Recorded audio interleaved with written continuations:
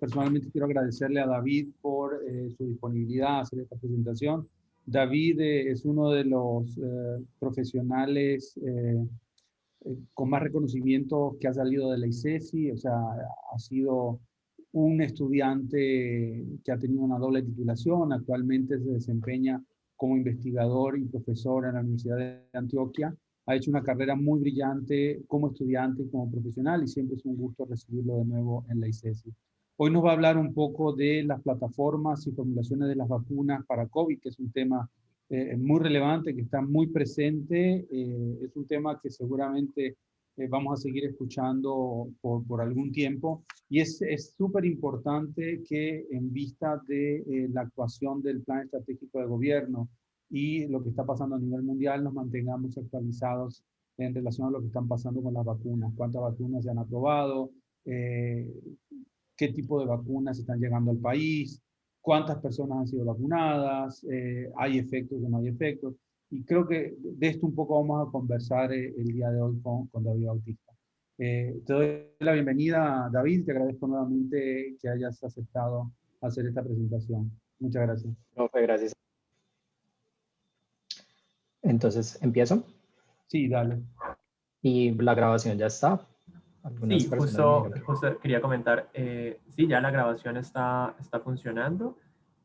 Como lo hemos hecho en ocasiones anteriores, primero tenemos la presentación de David y al final tendremos ya la sesión de preguntas.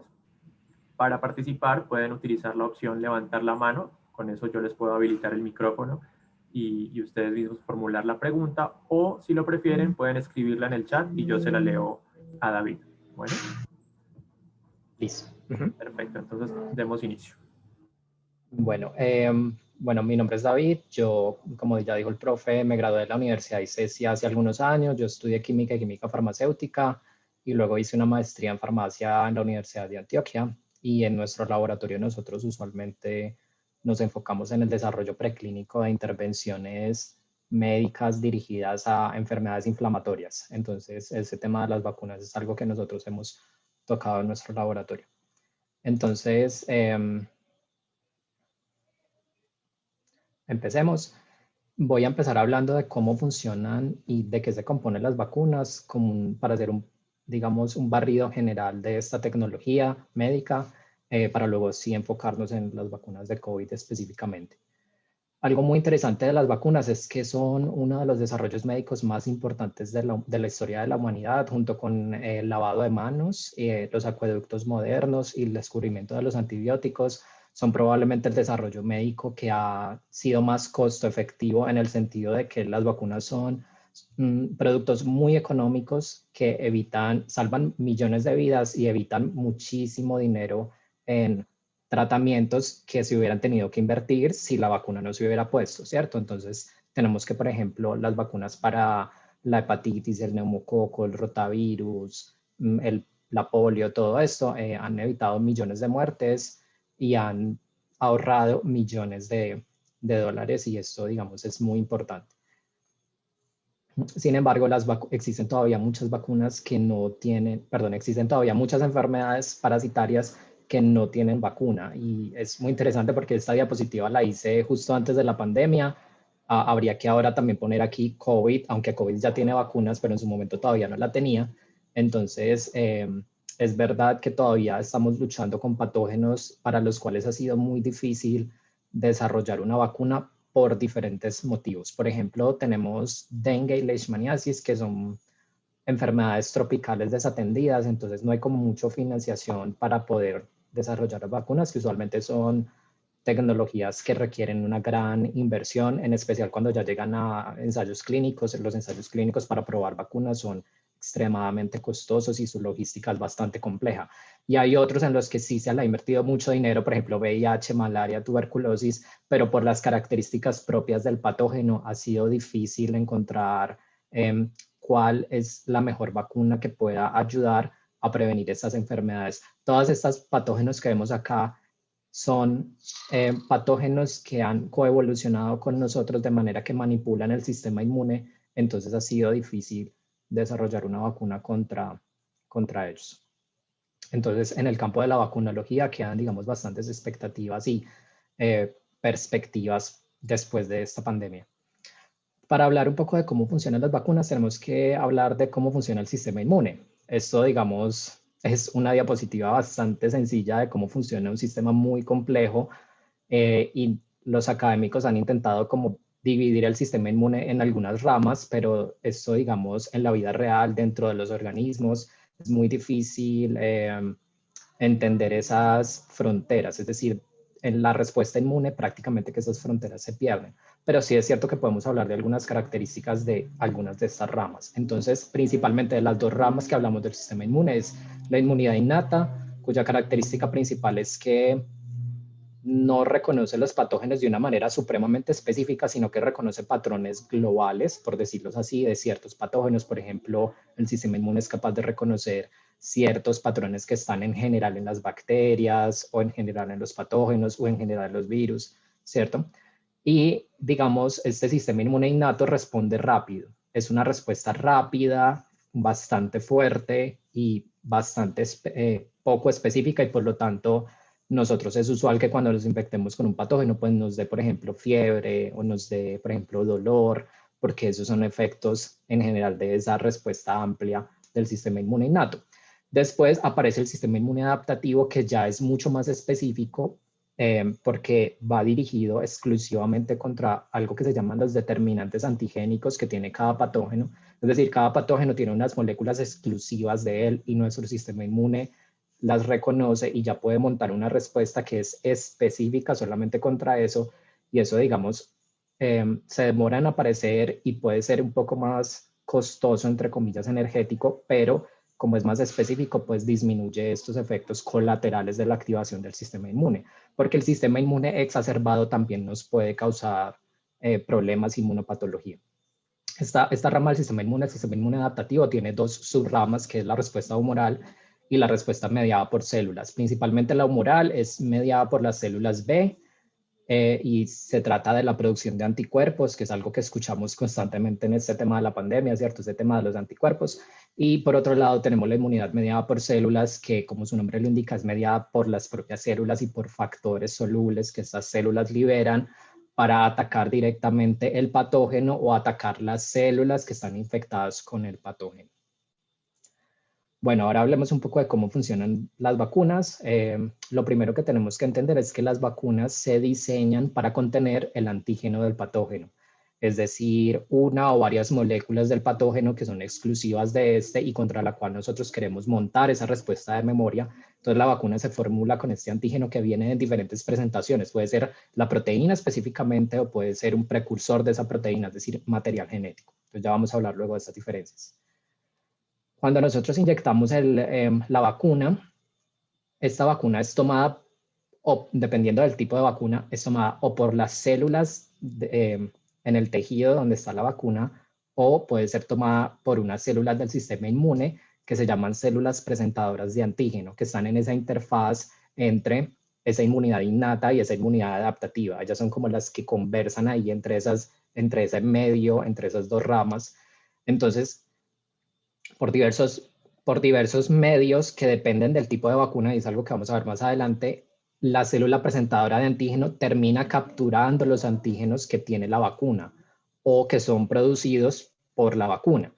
Y esta célula presentadora de antígeno está especializada, de hecho ya se llaman células presentadoras de antígeno profesionales porque se especializan en un proceso que se llama hacer la sinapsis inmunológica y es procesar el antígeno y presentarlo a las células de la inmunidad adaptativa, es decir, las células T o las células B. Para hacer una aclaración, las células B ellas son también células presentadoras de antígeno y pueden tomar el antígeno directamente también, ¿cierto? Bueno, entonces, por un proceso complejo de nosotros, los mamíferos, nosotros generamos una cosa que se llama el repertorio de las células T, y esto es que nosotros tenemos un montón de células T para un montón de posibles antígenos. Entonces, en algún momento, esta presentación lo que hace es que esta célula presentadora de antígeno interactúa con la célula T específica de ese antígeno que estás presentando. Y esa célula T, al hacer esa presentación, por unas moléculas que se llaman coestimuladoras, esa célula T se activa, y se activa en el sentido de se pone inflamatoria, se prolifera, es decir, se empieza a dividir y se generan clones de esa célula T. Y eso es lo que durante el proceso de vacunación, esta generación de estas células es lo que termina generando un microambiente favorable para que después de que se resuelva toda esa alarma que genera la vacunación, quedan unas células que se llaman células de memoria. Es decir, nosotros no quedamos todo el tiempo con esas células T y B activadas, sino que esas células luego se contraen, la respuesta, sobreviven algunas de esas células que son las células de memoria y son ellas las que viven en nosotros muchísimo tiempo. Para COVID todavía no sabemos cuánto tiempo, pero para otras patologías estas células son las que nos protegen por décadas o por toda la vida, ¿cierto? Esas células quedan en nosotros y son las que cuando el patógeno nos invade, realmente, ¿cierto? O sea, cuando nos infectamos con el patógeno, estas células de memoria son las que de inmediato se activan, proliferan y controlan la infección para que no nos enfermemos. Entonces, así es como funcionan las vacunas. Es básicamente una manera, entre comillas, segura de decir, entrenar el sistema inmune para que reconozca fácilmente un patógeno. Esto básicamente es lo mismo que ocurre en la infección natural. En la infección natural, estas células presentadoras de antígeno reconocen el patógeno, las células T se activan. El problema es que en la infección natural es un proceso mucho más lento porque es como la primera vez que pasa y entonces puede darse el chance de que se genere la enfermedad y eso es lo que se quiere evitar precisamente con la vacunación. Aquí estoy mostrando en esta diapositiva simplemente cómo funcionan estas células de la adaptativa, que son las T y las B. Usualmente las T lo que hacen es generar mediadores solubles que son citotóxicos, que matan las células o que matan el patógeno directamente, las células infectadas, perdón. Obviamente esta respuesta tiene que ser muy controlada y esto es lo que muchas veces termina matando a las personas de COVID, ¿cierto? La COVID grave es en realidad una inmunopatología, es decir, los pacientes que están en la UCI, en realidad ellos ya casi que no están lidiando como con el virus, sino que están lidiando es con un sistema inmune exacerbado, es decir, desatado y poco regulado. Entonces estas células T allí son las que se vuelven las malas porque terminan es generando un montón de mediadores que lo que causan es inflamación y esa inflamación es lo que termina matando a las personas. Y por otro lado tenemos las células B que son las que generan estos anticuerpos y cómo funcionan básicamente los anticuerpos neutralizantes y es que ellos se unen al antígeno del virus, ¿cierto? No sé si están viendo aquí mi cursor, el cursor que tengo encima de la pantalla. Bueno, aquí estoy señalando pues como el antígeno del virus y aquí está el anticuerpo que lo que hace es bloquear el antígeno. Entonces, como el virus utiliza estos antígenos para ingresar a la célula, ¿cierto? Entonces, lo que hace ese anticuerpo es bloquear esa conexión que hay entre el antígeno y el receptor. Y al bloquearlo, entonces evitamos que el virus se infecte la célula, pero también estos anticuerpos ayudan a alertar el sistema inmune para hacer una cosa que es como el aclaramiento, es decir, llegan otras células para consumir estos virus y matarlos entre comillas, ¿cierto? Porque ellos no están vivos como tal. Entonces, bueno, los desactivamos o algo así. Entonces los anticuerpos cumplen muchas funciones interesantes a la hora de defendernos.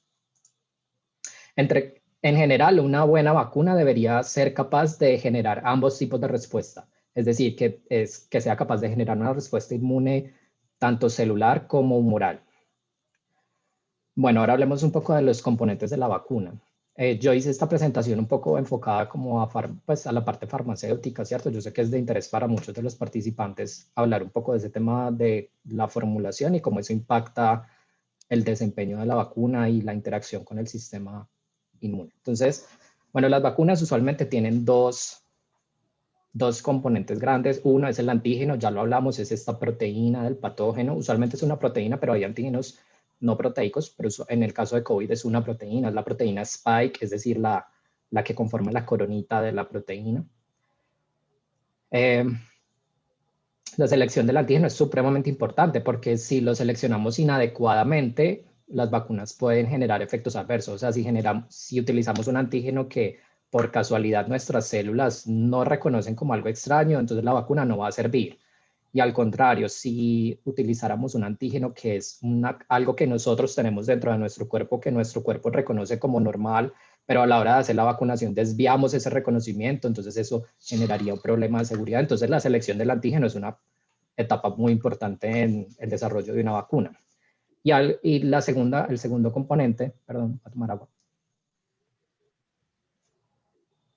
El segundo componente de las vacunas es el adyuvante. Usualmente el adyuvante es una molécula, pero también puede ser el propio vehículo, es decir, la propia formulación de la vacuna puede actuar como un adyuvante. ¿Y qué es un adyuvante? El adyuvante son unas moléculas o vehículos que lo que hacen es dirigir la respuesta inmune contra ese antígeno de manera que esta respuesta inmune sea efectiva. Es decir, por ejemplo, promueven aspectos cruciales de esa sinapsis inmunológica. Esa conversación entre la célula dendrítica y la célula T es mediada por muchísimos factores del microambiente, pero también moleculares, y la idea es que los adyuvantes ayuden a que esa conversación sea efectiva, porque de la calidad de esa conversación va a depender la calidad de la memoria.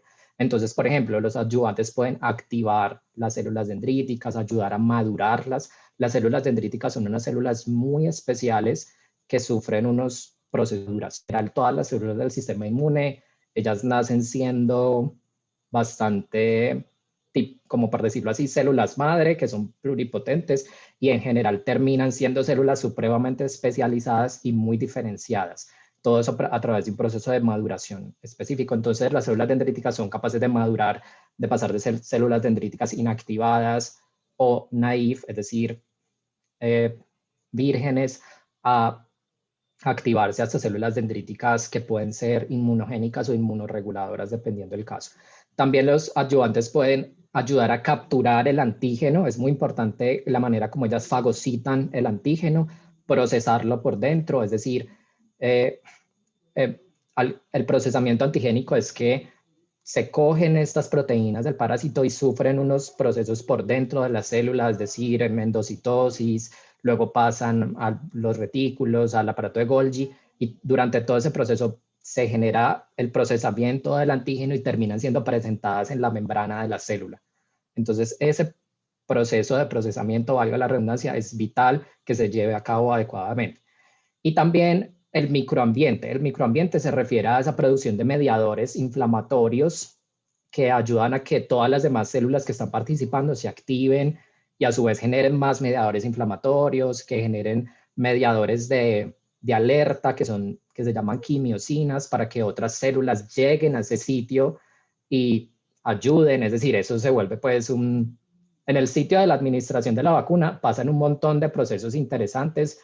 Y por eso es que muchas veces las vacunas terminan generando dolor en el sitio de la administración o fiebre, porque es normal, estamos haciendo una activación del sistema inmune. De hecho, es algo esperado.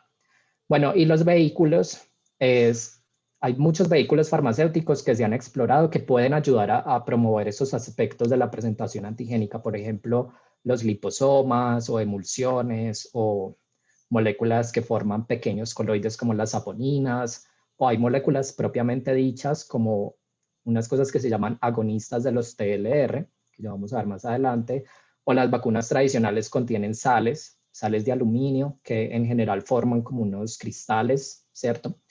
Y bueno, más adelante vamos a ver de cómo influye todo este tema del vehículo adyuvante para la efectividad del antígeno. Algo muy importante respecto a las vacunas es comprender como su evolución histórica. Al principio, o sea, las primeras vacunas que se generaron eran vacunas que usualmente tenían el patógeno completo. Es decir, yo cogía el patógeno, lo inactivaba o muchas veces era vivo. Yo cogía como pequeñas dosis de ese patógeno vivo y con eso vacunaba a las personas.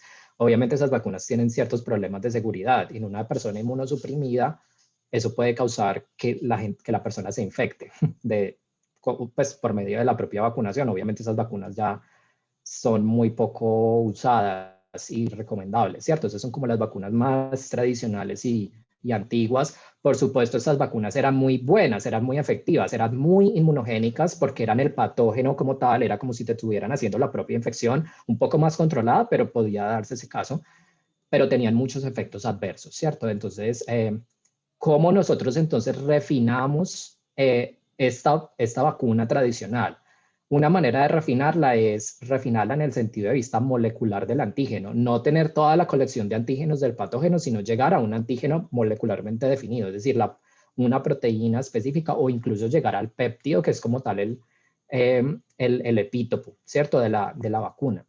Obviamente, en todo este proceso de refinamiento se disminuyen los problemas de seguridad porque poner una proteína o un péptido, eso es bastante seguro, pero se disminuye mucho la inmunogenicidad. Entonces, prácticamente si tú pones la proteína sola, o sea, si nosotros fuéramos a vacunar a las personas solo con la proteína spike del coronavirus, eso no hace nada.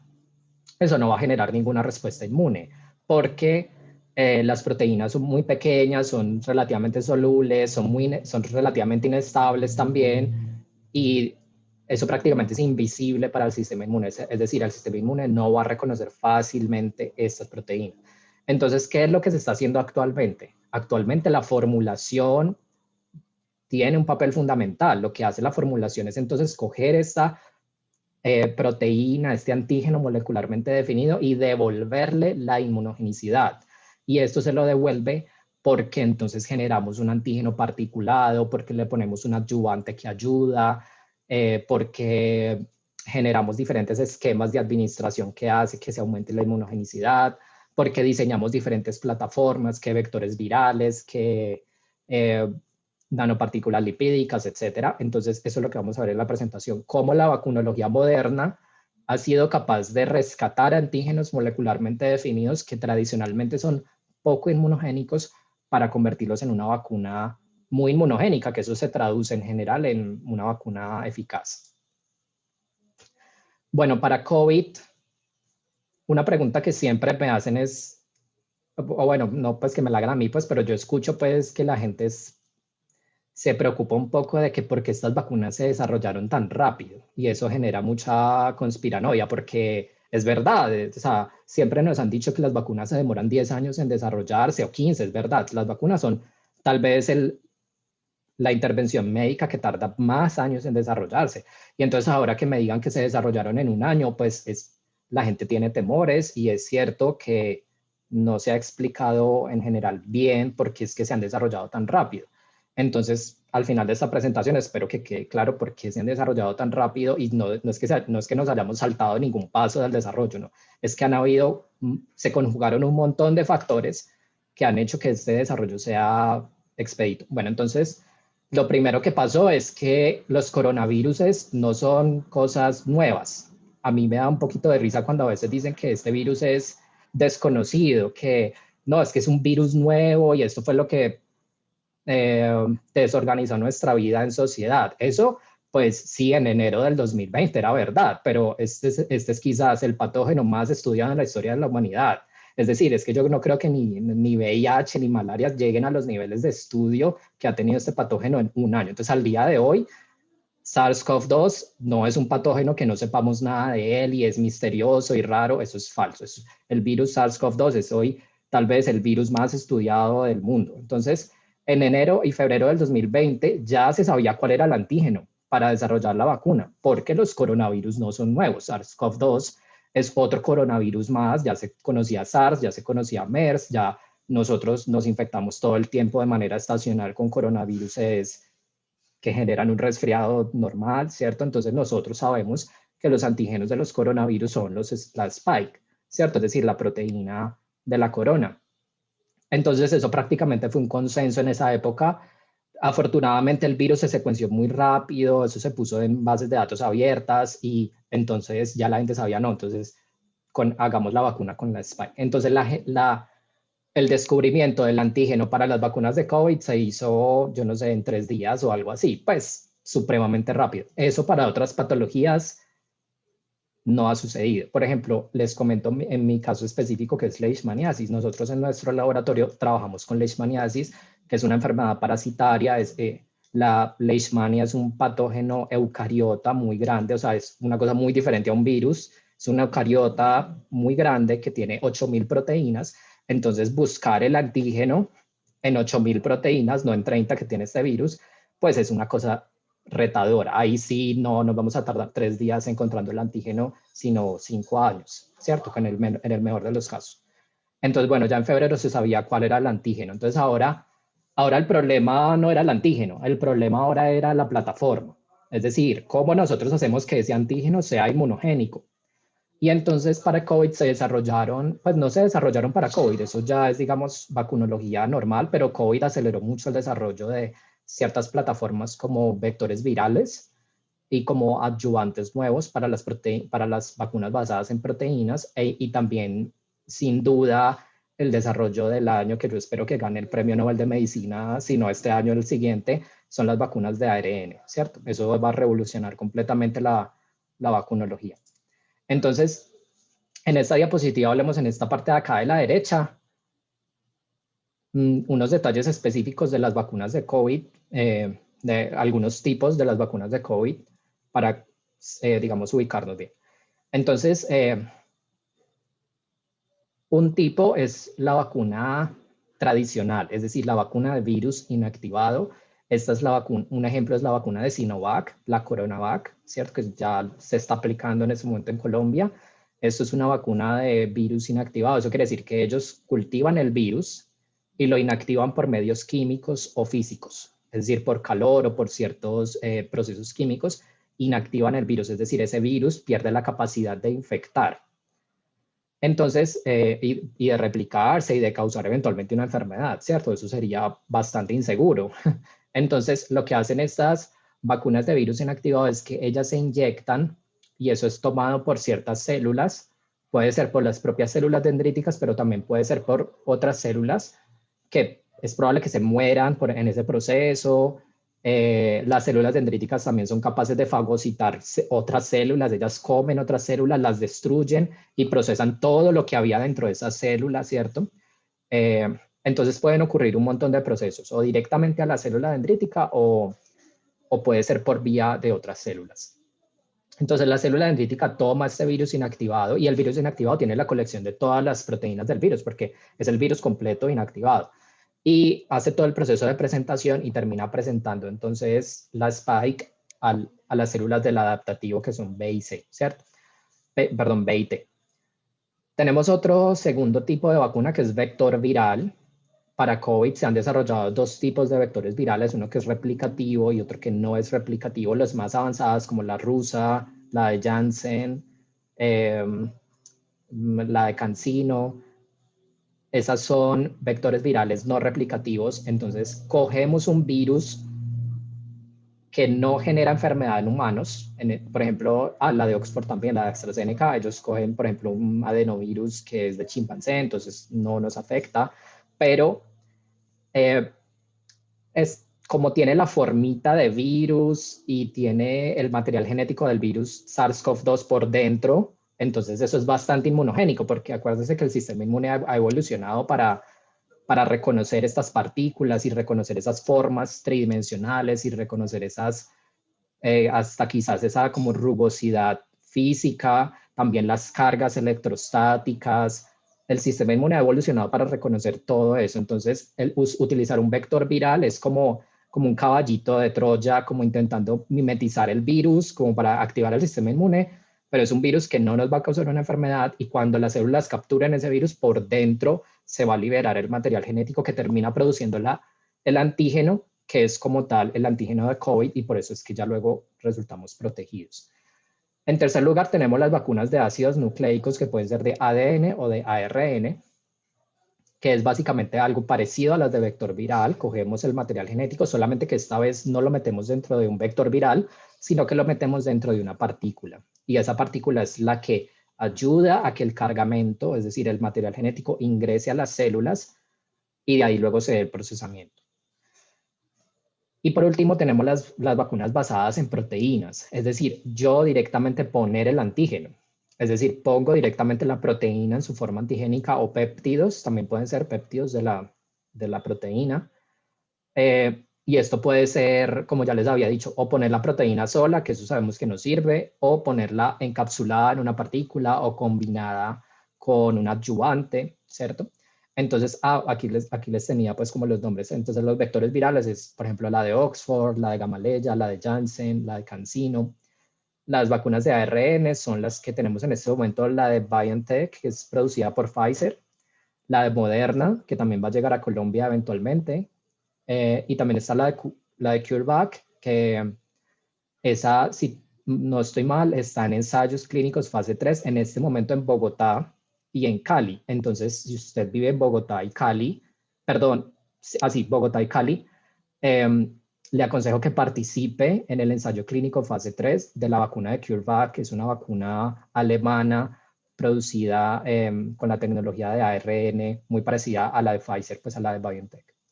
Y por otro lado tenemos la vacuna de Novavax, que es una vacuna basada en proteína con unos adyuvantes muy interesantes, y estas de las que vamos a hablar más adelante. Es decir, vamos a hablar específicamente de BioNTech y Moderna y de Novavax, porque me parece a mí que son como las que tienen unas formulaciones bastante novedosas. Este artículo salió como a finales del año pasado y muestra que para COVID hay cientos de candidatos, o sea, es impresionante. Yo creo que prácticamente todas las farmacéuticas están en un proceso de desarrollo de vacuna contra COVID. Y seamos honestos, porque eso va a generar mucha plata, ¿cierto? O sea, vamos a tener que vacunar, no sé, 5.000 millones de personas y muchas de ellas 2 veces, porque los esquemas son de 2 vacunas, es decir, vamos a vender 10.000 millones de vacunas. Eso cualquier farmacéutica lo ve como una inversión impresionante y prácticamente todas las grandes farmacéuticas están detrás de desarrollar una vacuna para COVID y como pueden ver es muy, o sea, las plataformas son supremamente variadas, tenemos muchas que ya están en uso, que están en fase 3, otras apenas están empezando en etapas preclínicas.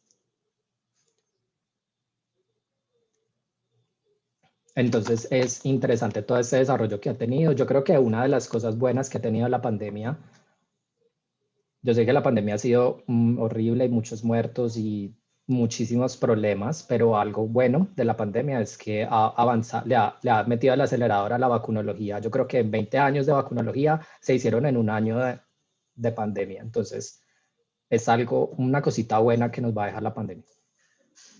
Bueno, ahora comparemos un poco estas vacunas. Cuando yo hablo de comparar, comparémoslas desde el punto de vista académico y farmacéutico, pero no en ningún momento yo quiero desestimular o dar un mensaje de esta vacuna es mejor que esta, porque la realidad es que todas las vacunas que están en Colombia en ese momento y las que van a llegar son eficaces y seguras, y mi recomendación es que se aplique la que le toque, porque tampoco es que podamos así como elegir, ¿cierto? Fácilmente. O sea, en este año no vamos a poder elegir. Mi recomendación es aplíquese la que le toque. Todas son eficaces y todas son seguras. Yo sé que hay unos porcentajes por ahí como, ay, que 50%, que 90%, todo eso es desinformación. O sea, es verdad que es 50% y 90%, etcétera, pero uno no puede comparar porcentajes por cuestiones técnicas. Esos ensayos clínicos se hicieron con diferentes personas en diferentes países, con diferentes desenlaces.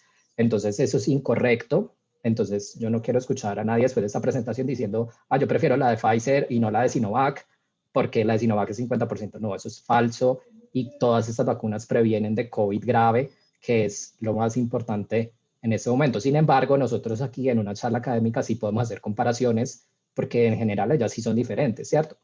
Entonces vamos a hablar aquí un poco de las vacunas de ARN y de DNA. Las de DNA hay una farmacéutica que está como en fase 2 o 3 que se llama Inovio, que es una farmacéutica gringa, pero hasta el momento las de DNA están un poquito quedadas respecto a las de ARN que ya se están aplicando en todo el mundo.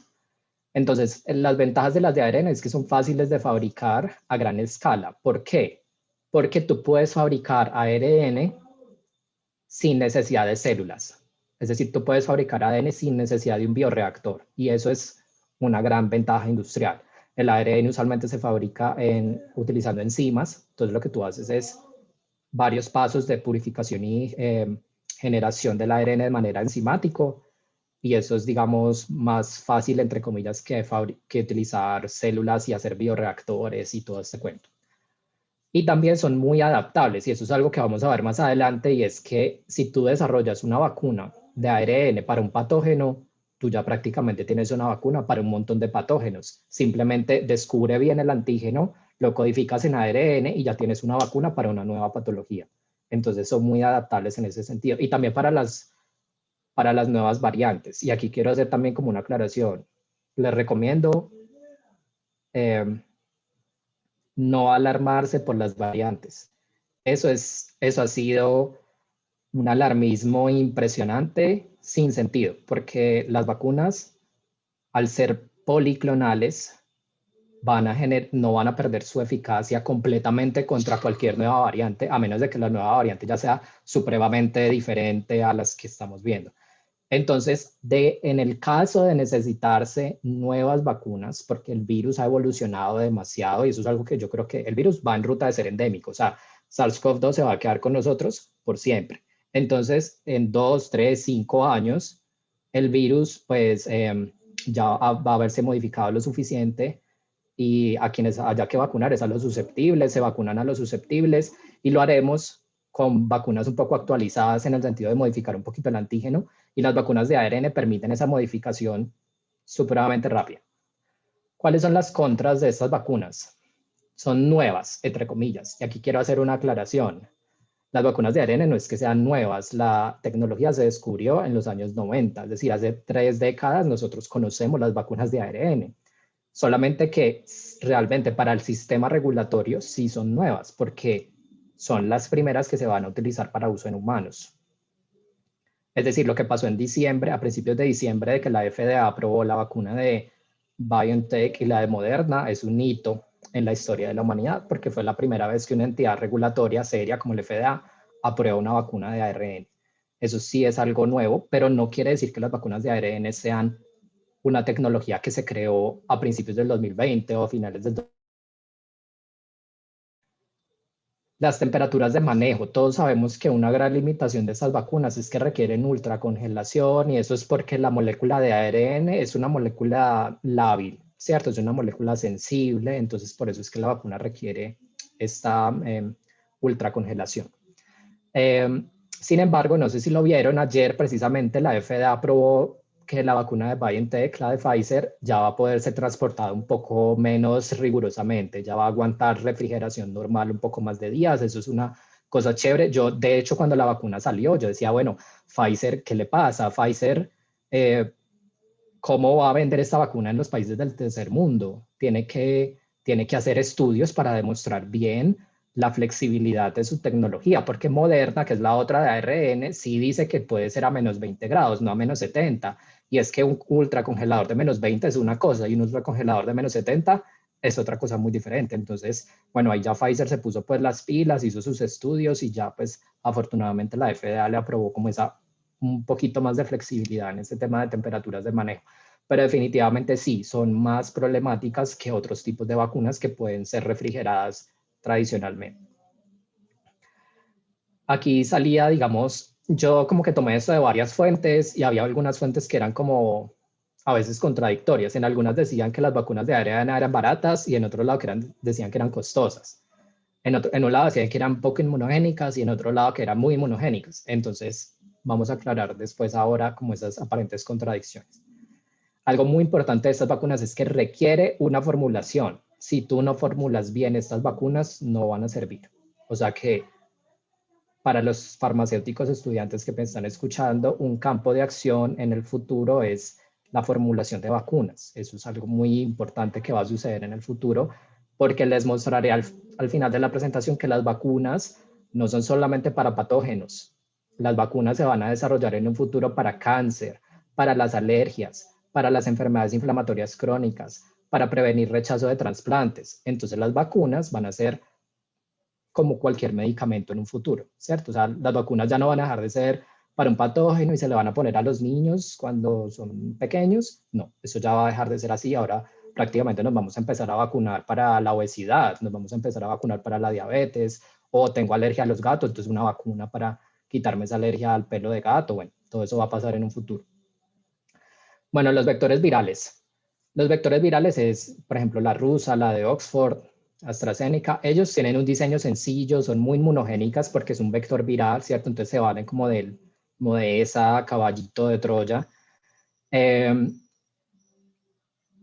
Son bastante estables por esa misma tecnología, y muchas empresas tienen montada la infraestructura para hacer vectores virales. Y por ejemplo, la gran productora de vacunas del mundo, que es el Instituto del Suero de India, que es capaz de producir 2.000 billones de viales por año, es especializada en, o sea, puede producir este tipo de vacunas. Entonces uno esperaría que para los países del tercer mundo esta sea como la principal que llegue junto con las vacunas inactivadas, ¿cierto?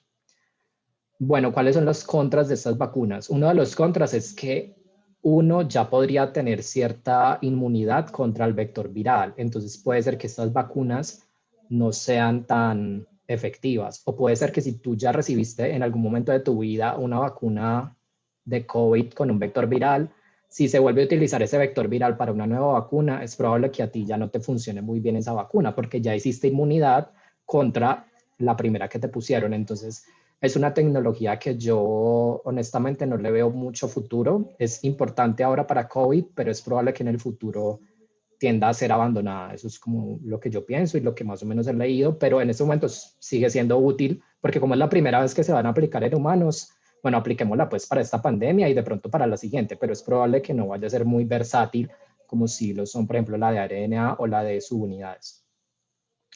Bueno, tenemos la de vacunas inactivadas. Yo no sé, me estoy como demorando más, pero bueno. Vacunas inactivadas, ¿cierto? Esta de acá, tienen unas ventajas y es que tienen un largo recorrido regulatorio. Ellas son muy, digamos, como son las tradicionales, son las que hemos utilizado toda la vida. Entonces, pues ya sabemos cómo son y cómo funcionan y cómo se hacen, ¿cierto? Entonces, regulatoriamente ya tienen mucho recorrido. Son versátiles en el sentido de, bueno, yo pues como fabrico una vacuna inactivada, pues cojo el patógeno y lo inactivo, ¿cierto? Ya, es eso. Entonces es, digamos, versátil en el sentido de que puedo hacer esto rápidamente. Sin embargo, tiene algunos contras y es que son difíciles de fabricar. Las fábricas que hacen este tipo de vacunas necesitan cultivar el virus en células. Entonces ya se imaginarán que son fábricas muy, pues tienen que tener una gran bioseguridad porque estás cultivando el virus, ¿cierto? Un virus altamente patogénico lo estás cultivando y lo tienes que cultivar, no es una celulita en un reactor de ese tamaño. O sea, eso es una vaina supremamente gigante si quieres hacer millones de dosis. Entonces, una limitación es que se requieren fábricas especializadas y muy grandes para fabricar esta vacuna. Y en general pueden tener ciertos riesgos de seguridad para algunos tipos de personas. Esto en general aplica más que todo para las vacunas que son atenuadas, no inactivadas, pero las de COVID son completamente inactivadas. Bueno, y por último tenemos las vacunas en subunidades, que son estas. Un ejemplo es la de Novavax, que son muy seguras porque las proteínas sabemos que son muy seguras. También son muy conocidas, ya hay vacunas en subunidades, como la de la hepatitis, por ejemplo. Y son, entre comillas, fáciles de fabricar. Eso, entre comillas, porque ya voy a mostrar adelante que eso requiere ciertas tecnologías.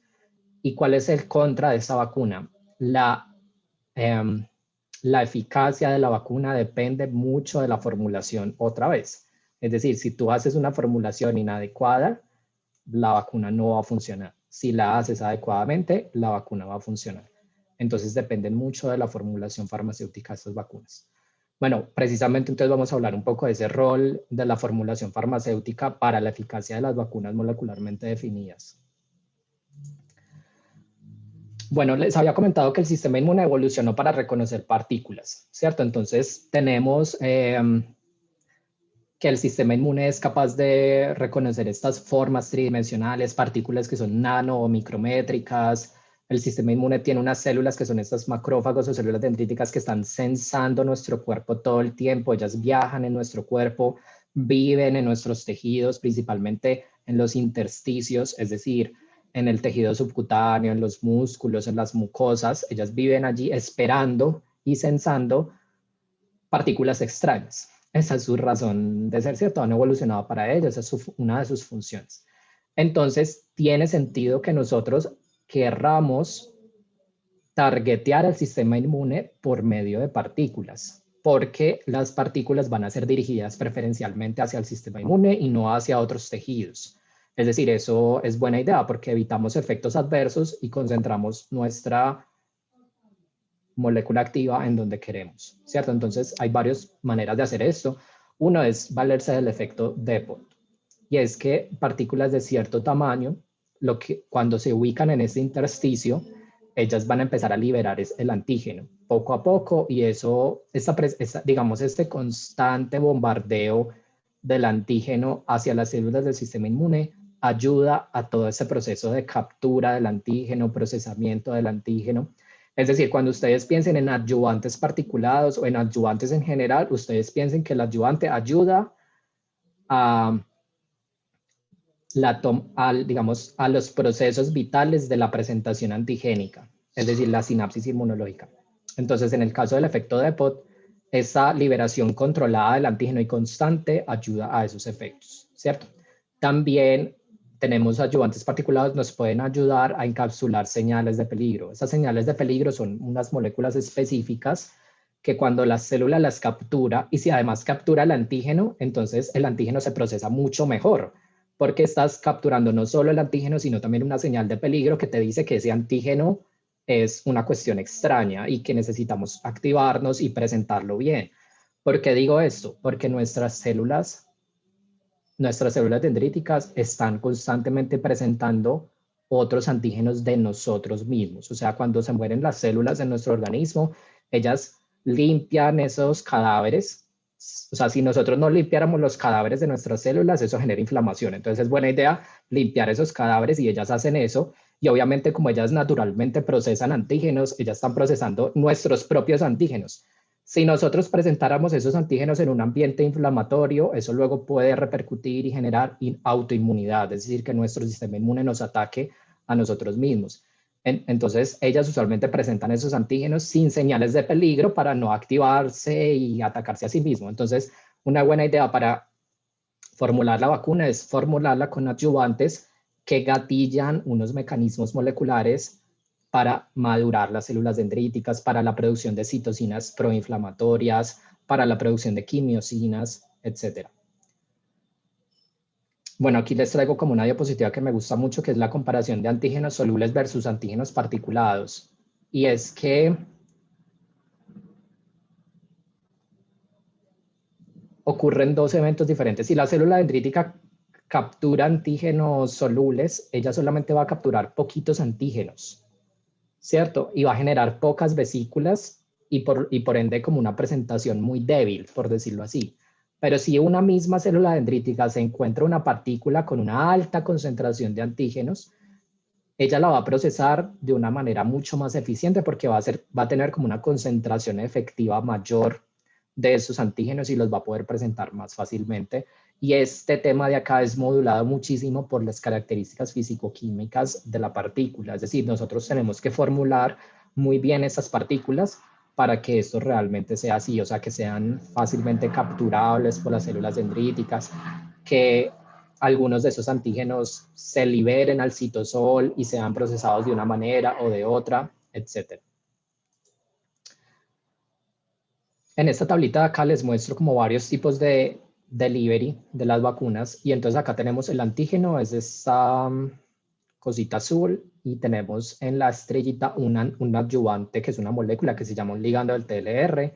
Entonces aquí es como el antígeno y el adyuvante y ahora estamos viendo qué pasa cuando se inyectan solubles ambos o qué pasa cuando los ponemos en una partícula o qué pasa cuando incluso los ponemos en una partícula que va dirigida solo a células dendríticas por un target activo en su superficie. Entonces lo que estamos viendo es que cuando es soluble, es que piensen en eso, cuando usted le administran algo que es soluble, sistémico, eso potencialmente puede irse para muchos tipos de células, puede irse para otros fagocitos que no son presentadores de antígeno o no son profesionales en eso, para el propio tejido, por ejemplo, o sea, digamos, el tejido epitelial puede capturar eso soluble y eso puede traer muchos problemas. Por ejemplo, puede generar una inflamación severa o al contrario, tolerogenicidad contra ese antígeno y lo que nosotros no queremos es tolerogenicidad, sino inmunogenicidad. O puede ser que se pierda dosificación, por decirlo así, en células que no pasa nada, pero se pierde dosificación porque ahí no están haciendo nada, no están sirviendo para nada. Entonces, ¿cómo hacemos para evitar eso? Aumentando la dosis, pero aumentar la dosis causa problemas de seguridad, en fin. Esto, digamos, es una vacuna inapropiada, eso no va a servir. Ahora bien, ¿por qué se intenta encapsular? Porque la encapsulación te va a dirigir de manera pasiva o activa el cargamento a las células que sí realmente requieren ese cargamento.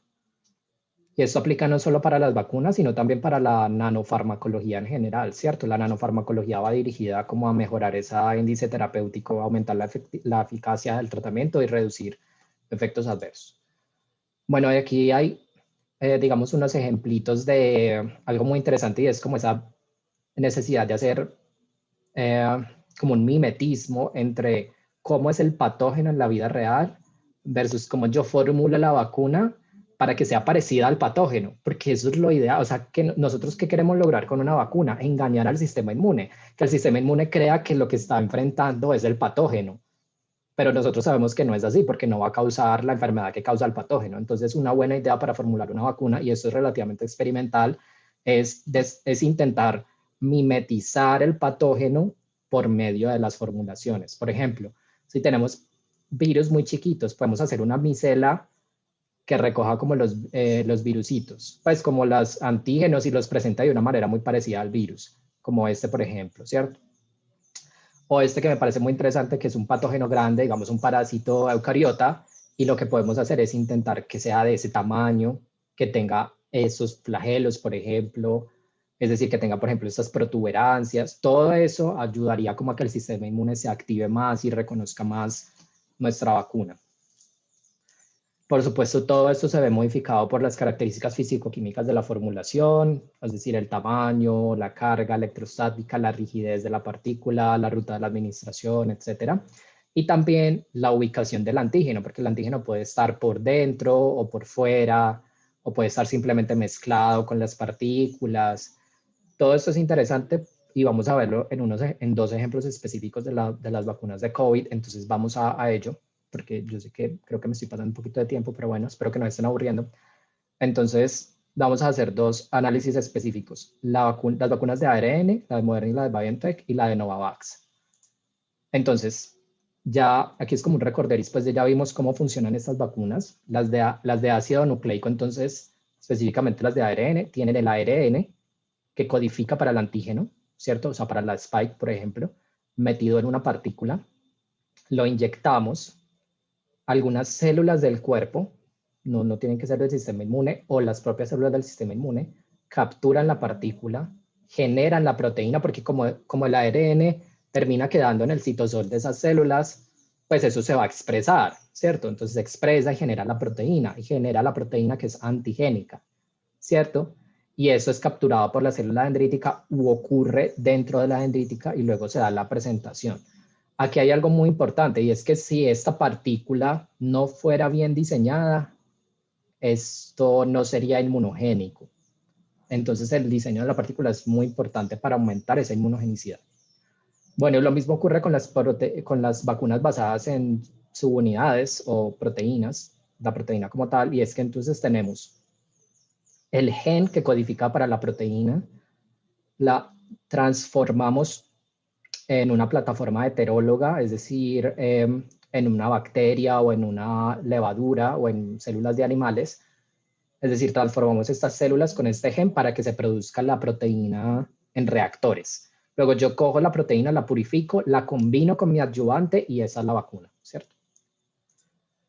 Ahora bien, hablemos un poquito ya de las de ARN como tal, ¿cierto? Es decir, la de Moderna y la de BioNTech. Eso es una historia, cuando tengan tiempo, lean la historia de estas dos personas que son las cabezas de BioNTech, que son unos alemanes, hijos de unos inmigrantes turcos, y la verdad, unos tesos supieron capitalizar esto, supieron traer a la persona que desarrolló por 3 décadas las vacunas de ARN, a pesar de las adversidades, porque en los 90, cuando ella presentó, voy a mostrar la foto a continuación, cuando ella presentó una conferencia en los 90 diciendo, ay, tengo esta idea, todo el mundo se le rió en la cara, y le dijo, vacunas de ARN, eso no va a servir nunca, porque la ARN es una molécula muy inestable.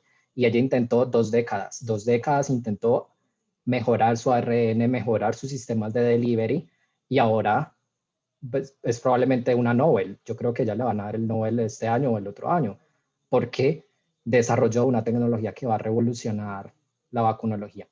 Entonces, cuando puedan, lean la historia tanto de ellos dos como del cerebro como tal de ese desarrollo. Entonces, hablemos un poquito de las vacunas de ARN. Como les comenté, es una tecnología antigua. Bueno, un poquito. Como les comenté, es una tecnología antigua que en un principio fue descartada. ¿Por qué? Porque la ARN es una molécula inestable. Su naturaleza, y se acuerdan de biología celular, creo que por ahí vi a la profe Juliana Rengifo, entonces yo sí me acuerdo. El ARN, su naturaleza es ser una molécula inestable, porque uno no puede tener sus ARN por siempre dentro de las células, porque eso quiere decir que constantemente estás expresando ciertas proteínas y eso es poco costo efectivo. Nosotros tenemos que hacer las proteínas que necesitamos en un momento y después de que las dejemos de necesitar, pues ya no hacemos más esa proteína y entonces pues destruimos los ARN mensajeros que estaban haciendo eso, ¿cierto? Entonces el ARN es una molécula supremamente versátil. De hecho, por eso fue que se demoró cierto tiempo en descubrirla. La molécula de ARN creo que se descubrió como en los años 60, porque era difícil verla, porque era muy inestable, ¿cierto? Había gente que decía, bueno, ¿cómo pasamos de ADN a proteína?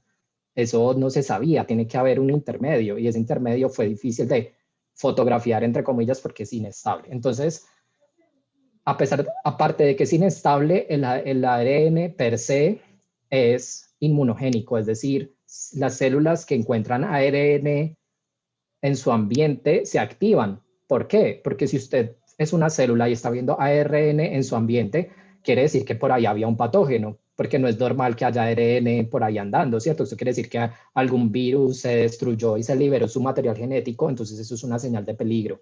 Entonces, el ARN por sí mismo es inmunogénico y entonces en esa época se descubrió que eso activa unas cosas que se llaman interferones de tipo 1, que lo que hacen es destruir ese ARN. Entonces, si tú inyectaras una vacuna hecha con un ARN no modificado, o sea, el ARN normalito, eso prácticamente se destruiría y la vacuna no serviría, es decir, ese ARN no se expresaría dentro de la célula. Ahora bien, ¿cuáles entonces son los retos de esta tecnología? Los retos es hacer que, primero, el ARN sea estable, porque sabemos que es una molécula no estable. Segundo, que tenga una buena tiempo de vida, es decir, estable aumenta el tiempo de vida para que permanezca allí bastantico tiempo, no de un día para otro pues se destruya. Y lo último que es importante es que sea traducible, es decir, que ese ARN cuando llegue a los citoplasmas de las células que lo toman pueda generar la producción de la proteína que es el antígeno. Si no es traducible, pues no estamos haciendo nada, porque finalmente el antígeno es presentado en forma de péptidos que provienen de la proteína. Entonces, ¿qué cambios se hicieron? Y eso fue lo que hizo esta persona junto con su equipo de trabajo y su mentor, fue como un mentor, fue luego ella y su equipo de trabajo y en general mucha otra gente, ¿cierto? Fue primero modificar la molécula de ARN, por ejemplo, modificando la secuencia para optimizar el codón, para que sea más traducible, para generar una mayor expresión, aumentar, ponerle un cap, un mejor cap, ¿cierto? En el 5', esto aumenta la estabilidad y también aumentar la cola de poli-A, esto también aumenta la estabilidad. Introducir puede ser ciertas secuencias reguladoras. Yo puedo modificar mi proteína para que la proteína que se produzca sea una proteína mucho más estable que la proteína natural. Entonces yo puedo hacer mutaciones dirigidas para conocer cuál es la proteína más estable y luego traducir eso de regreso al ARN. Es decir, yo diseño mi ARN con la mejor secuencia que me produzca la mejor proteína antigénica. Y por último está el tema del delivery, es decir, cómo yo entrego a las células el ARN, porque si lo entregara solito, no sería tan efectivo. Esa es la persona que les digo, les recomiendo leer mucho la historia de ella, es muy interesante. Ella nació en Hungría, creo, y hizo muchos estudios en su país natal, pero luego se fue para Estados Unidos y allí continuó con sus estudios y luego la llamaron en BioNTech como, bueno, yo sí le creo a usted y hagamos esto de verdad, entonces que sea una tecnología que salve vidas y yo creo que ellas, o sea, eventualmente le van a dar el Nobel a esta persona. Bueno, entonces, ¿cuáles son como los dos mensajes importantes detrás de las vacunas de ARN? Primero, la tecnología del ARN, es decir, cómo ellos modificaron la química del ARN. Ah, eso es otra cosita que se me olvidó mencionar. Estas M1 y este simbolito que está acá quiere decir que ellos cambiaron, no es un uracilo, sino un pseudouracilo, es decir, modificaron químicamente uno de los nucleósidos del ARN para que sea más estable y no sea inmunogénico. Bueno, entonces, me perdí. Aquí, entonces, la química de los nucleósidos, cómo modificamos todo el proceso de información con lo que les dije, es decir, la tecnología de ARN como tal. Y lo otro es la tecnología de la delivery, es decir, la parte farmacéutica de cómo yo entrego ese ARN. Y para mí, personalmente, esa es la clave del éxito, porque de nada sirve que yo tenga un ARN, lo último, pues, o sea, súper, hiper, mega modificado y lo mejor, pero si yo no lo entrego bien, con las señales inmunológicas que provienen de las características físico-químicas de la formulación adecuadas, entonces la vacuna no va a tener un éxito. Entonces, para mí, la formulación que ellos desarrollaron es la clave del éxito de esa vacuna. ¿Por qué? Primero, porque protege el cargamento. A pesar de que yo modifique lo que quiera el ARN va a seguir siendo una molécula lábil. Por eso es que al final la vacuna se tiene que ultracongelar y todo. Entonces, igual, esto protege el cargamento. También aumenta la toma celular. Y tercero, genera un microambiente favorable para la presentación. Entonces vamos a ver un poco más acerca de esa partícula específica. Hay muchas maneras de yo hacer una entrega de material genético a las células y se han estudiado un montón de maneras, por ejemplo, complejos de protamina, liposomas de protamina, nanopartículas poliméricas, emulsiones, utilizando partículas de polisacáridos, es decir, todo lo que ustedes han estudiado en farmacotecnia heterodispersos es aplicable para la entrega de material genético, ¿cierto? Una particularidad es que ellos usualmente son catiónicos. ¿Por qué? Porque el material genético es aniónico, entonces se hace como ese acomplejamiento electrostático y eso garantiza pues como un aumento en la eficacia de encapsulación, etcétera. Y acá tenemos entonces los que para mí son los más novedosos y los más usados y los que finalmente se están aplicando en este momento, y es utilizar partículas lipídicas, ya sea en forma de liposoma o en forma sólida, catiónicas que usualmente tienen PEC, que usualmente tienen colesterol, para algunas características que vamos a ver a continuación. Entonces aquí les muestro unas características, es decir, la formulación de esa partícula. Es decir, si usted se va a volver un formulador, entonces es importante saber cuál es la función de cada uno de sus componentes de la formulación, ¿cierto? Y cuáles son sus limitaciones, sus alcances, etcétera. Entonces, lo más importante de estas partículas es el lípido ionizable. ¿Por qué? Porque este lípido catiónico, lo que hace es acomplejarse con el material genético, sea ARN o ADN, por ejemplo, y adicionalmente se cree que este es el lípido que hace una cosa que se llama escape endosomal, es decir, cuando la célula captura esta partícula, daña la partícula, ¿cierto? O sea, la partícula empieza a degradar dentro de los endosomas, que son como esas vesículas que la célula se alimenta, ¿cierto? Entonces captura lo que está en el ambiente, genera unos endosomas que son vesículas internas, y eso usualmente seguiría una ruta específica, ¿cierto? La ruta endosomal, pero nosotros queremos que nuestro ARN se traduzca o se exprese en el citosol, entonces tenemos que escaparnos del endosoma. Y eso se puede hacer por medio de estos lípidos ionizables. Como cambia el pH, ¿cierto? O sea, los endosomas son un poco más ácidos, entonces cambia el pH y entonces estos lípidos se cargan y se hinchan, y al hincharse dañan el endosoma, lo desestabilizan, y entonces el cargamento se libera del endosoma, y eso es supremamente importante para el funcionamiento de la vacuna, y esto es precisamente lo que es patentable. Entonces, esa es la clave de por qué solo ellos pueden hacer estas vacunas, porque ellos son los que descubrieron y desarrollaron esos lípidos ionizables. Es decir, lo que está patentado en estas vacunas de ARNA es ese lípido. No es ni siquiera la formulación, ni la manera de hacer la formulación, ni el ARN, ni la spike, es el lípido ionizable. Eso es lo que ellos han patentado y nadie puede utilizar los lípidos que ellos usan. Si tú quieres hacer una vacuna de este estilo, tienes que desarrollar tu lípido ionizable y patentarlo. O pedirle permiso a ellos, hacer tu vacuna, ser muy exitoso, pero pagarle la mitad de la plata a ellos, porque son los creadores del lípido ionizable. Bueno, también tenemos los lípidos pegilados. Digamos, yo no soy muy fan de la pegilación, porque para mí la pegilación como que eso evita la inmunogenicidad, eso es un escape del sistema inmune, pero ellos han encontrado la justa proporción de pegilación que es perfecta. Entonces, bueno, encontraron la justa proporción de cuánto poner de este lípido para no ir a embarrar la formulación, porque es peligroso embarrarla con eso. También utilizaron colesterol para estabilidad y por último fosfolípidos, pues como el cuerpo del resto del vehículo. Entonces, vamos a ver a continuación como las características de estos lípidos ionizables. Aquí se pone un poquito densa la cosa, me dicen si ya me está acabando el tiempo, no sé. Bueno. Los lípidos ionizables que ellos usan son bastante complejos y son racionalmente dirigidos, es decir, ellos sintetizan una librería de estos lípidos y luego los prueban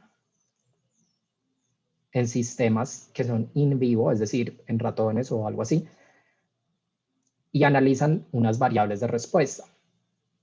¿Cuál es la variable de respuesta primordial? La inmunogenicidad, es decir, que mi lípido me ayude a hacer inmunogénica la formulación.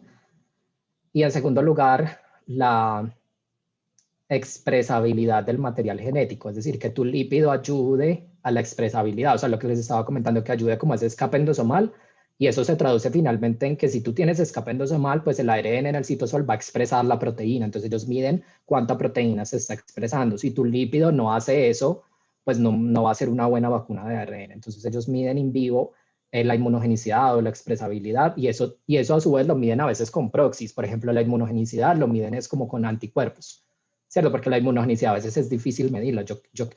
La inmunogenicidad no es algo que yo pueda ir y hacer una técnica analítica y boom, me salió la inmunogenicidad. No, hay que leer un subrogado o un correlato de esa inmunogenicidad y usualmente es anticuerpos, etcétera.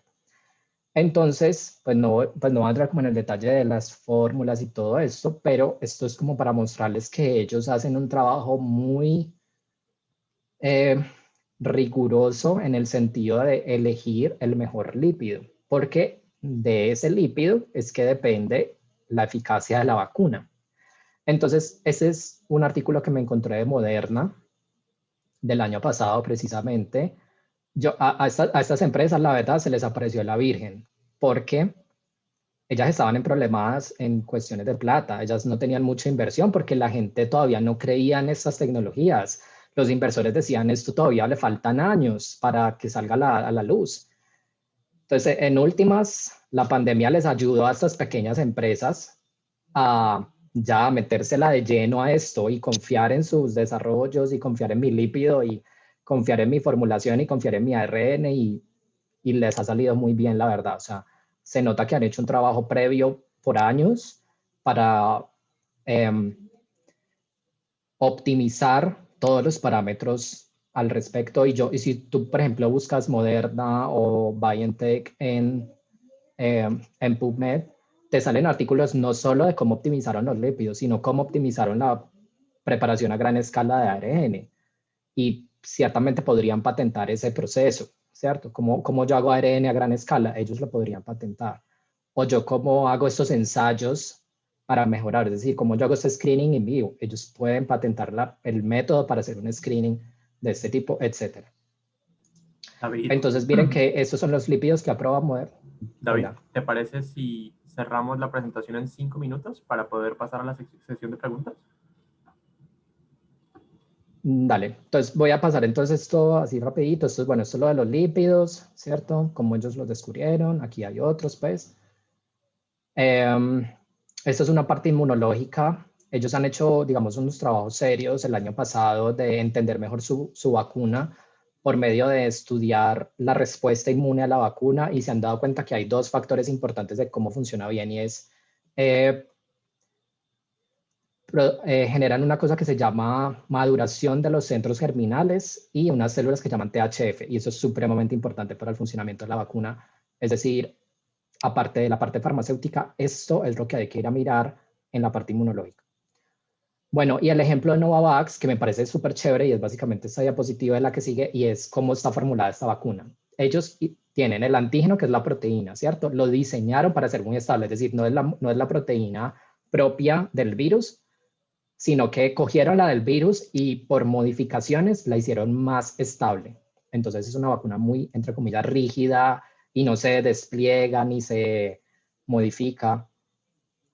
Y adicionalmente formularon esta proteína, mírenla, la pusieron encima de una nanopartícula tubular. Entonces ellos fabricaron estas nanopartículas tubulares y ponen allí la proteína.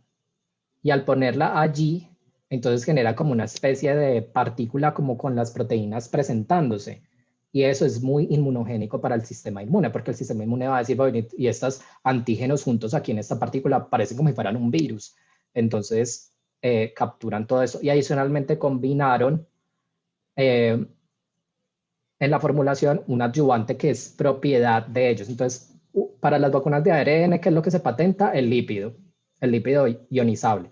Para las vacunas de este tipo, lo que se patenta es tu adyuvante. Entonces, ellos patentaron unas saponinas, que son unas moléculas que son detergentes, y esas moléculas detergentes causan cierta inflamación en el sitio de la administración, y eso es lo que hace la inmunogenicidad, y eso es lo que se llama Matrix M, que es como la marca adyuvante de ellos, es decir, eso es un adyuvante propietario.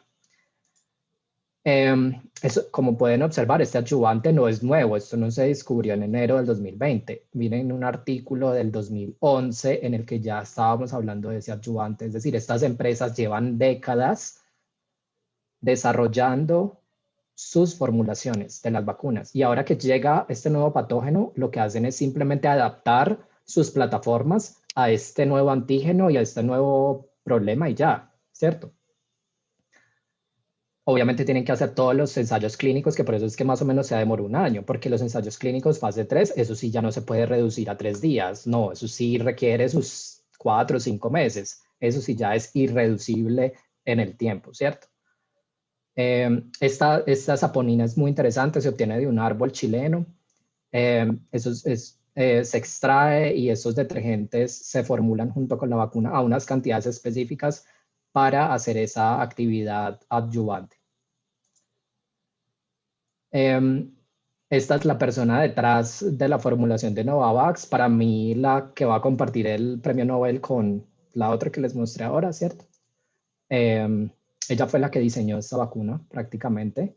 Y entonces, ¿cómo se produce esta vacuna? Primero tú coges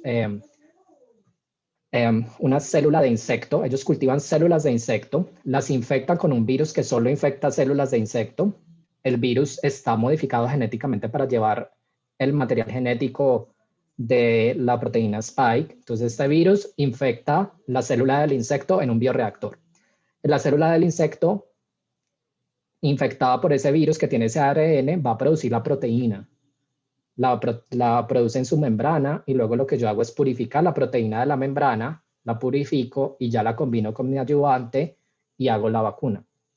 Entonces Novavax, al ser una empresa diminuta de 50 personas, yo no sé, pues eso no es una farmacéutica que va a hacer esto. Ellos lo que van a hacer es subcontratar todo ese proceso de transfección, todo ese proceso de producción de la proteína en bioreactores. Cuando la proteína ya está lista, ellos van a subcontratar gigantes farmacéuticos que son como tal, los que hacen la mezcla de los componentes de la vacuna. Entonces, Novavax va a subcontratar a Takeda, que es la farmacéutica más grande de Japón, y ella es la que va a fabricar esta vacuna finalmente. Aquí se observan entonces esas particulitas de la vacuna. Esto es lo que hace que esta vacuna sea inmunogénica, que hay partículas y que tiene los antígenos en una sola particulita, entonces garantizas que varios antígenos entren a la misma célula y eso aumenta todos los procesos. Y aquí se ven, eso es un artículo de Science del año pasado.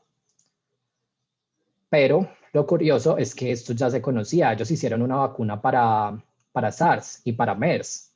Y aquí ya sabíamos que eran particulitas y ya sabíamos que su ayudante eran las saponinas estas. Es decir, todo esto ya se había adelantado con anticipación. Esto es del 2014 y este es del 2016 en el que probaban en un modelo de ébola su vacuna, ¿cierto? Y algo muy interesante del ensayo clínico de Novavax, de la fase 1 y 2, que miran inmunogenicidad, es que la vacuna sin adyuvante no sirve. Miren, esto es no adjuvant, es decir, esto es solo la proteína, no tiene ni las saponinas ni la particulita esa. Miren que esto no genera ningún tipo de respuesta inmune, esa vacuna no sirve. Pero cuando tú le pones el adyuvante, empiezas a ver una respuesta celular y de anticuerpos súper buena. Y por eso es que la vacuna funciona. Esto pasémoslo. El mensaje es que para las vacunas basadas en proteínas, los adyuvantes son vitales y tú los tienes que seleccionar muy bien y la concentración tiene que ser muy fina porque, por ejemplo, algo desafortunado que le pasó a Sanofi es que la embarró con su adyuvante, o sea, la cantidad de proteína versus adyuvante que administraron no funcionó muy bien. Y ahora Sanofi, que ya le había vendido millones de dosis a Europa, no va a tener vacuna este año por un error en en la formulación, ¿cierto? Es muy relevante eso. Bueno, pasemos esta. Y ya para finalizar como con esta y unas diapositivitas y ya, para no demorarme mucho. Ahora bien, el futuro de la vacunología es impresionante. Es decir, hay dos palabras, adaptabilidad y versatilidad. Vamos a tener vacunas en un futuro para no solo patógenos, como les estaba comentando, sino que vamos a por fin tener vacunas para influenza, una vacuna que sirva, porque las que hay de influenza en este momento no son muy buenas, para VIH, dengue, para cáncer, para enfermedades inflamatorias, como las enfermedades autoinmunes, diabetes, neurodegenerativas, y para otros contextos en los que yo quiero es apagar el sistema inmune, por ejemplo, en contextos de alergia o de trasplantología, o de algo que se llama disminuir la generación de anticuerpos antifármaco. Un ejemplito de esto, y BioNTech ya lo sabe y está trabajando en eso, es que acaba de salir un artículo de que con la misma tecnología de ARN ya están trabajando en una vacuna para la esclerosis múltiple, que es una enfermedad autoinmune. Entonces ellos modificaron la formulación para que no sea inmunogénica, sino que al contrario sea inmunorreguladora, es decir, apagar el sistema inmune. Entonces, el propio cuerpo empieza, el propio cuerpo que está inflamado, que se activa ante estos autoantígenos y que eso no debería ser así, por eso es que eso es una enfermedad, porque uno no debería atacarse a sí mismo. Entonces, la vacuna lo que hace es decirle al cuerpo, vea, cuando usted reconozca este antígeno, no se active, sino que regúlese.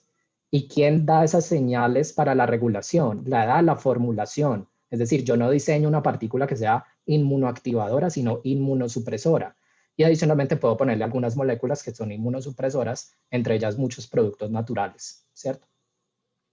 Entonces salió este artículo en Science y salieron 20.000 comentarios en revistas top ya diciendo que hay una promesa para la autoinmunidad, ¿cierto?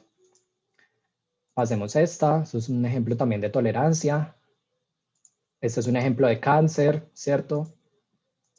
Y quiero cerrar con mi ejemplo, con mi trabajo de la maestría, ¿cierto? Entonces, nosotros en nuestro grupo de investigación hacemos algo parecido. Nosotros desarrollamos inmunoterapias y vacunas.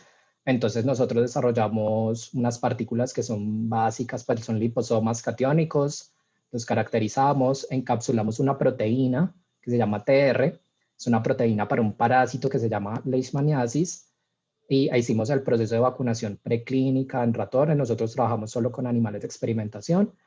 Y lo que observamos es lo siguiente. El control es la negra, ¿cierto? Entre más arriba esa curva quiere decir que el ratón está más enfermo. Y miren que los ratones vacunados con este verde, ¿cierto? Que es la proteína dentro de la partícula y un adyuvante por fuera, los ratones se protegen de la enfermedad y tú lo puedes ver aquí en las fotos, ¿cierto? Esta enfermedad genera úlceras en la piel, es una enfermedad parasitaria tropical desatendida que afecta a mucha población rural en Colombia. Y miren que estos ratones que deberían estar así de enfermos ya no tienen prácticamente ninguna úlcera, ¿cierto? Y esto se ha repetido varias veces y encontramos siempre lo mismo, que esta vacuna es reproducible. Y miren esto lo interesante, esta verde oliva es la misma vacuna, la misma dosificación, el mismo esquema, pero el antígeno no está formulado dentro de una partícula y no sirve para nada. Miren que los ratones se enferman igual que un control, que un placebo. En cambio, la que está formulada, los ratones se protegen. Esto es una prueba clara de que la formulación tiene un impacto relevante. Y miren, esta es una recopilación de todos los experimentos que hemos hecho y se observa que nuestra mejor vacuna, que es esta azul, protege a casi la totalidad de los ratones de la enfermedad. Bueno, muchísimas gracias.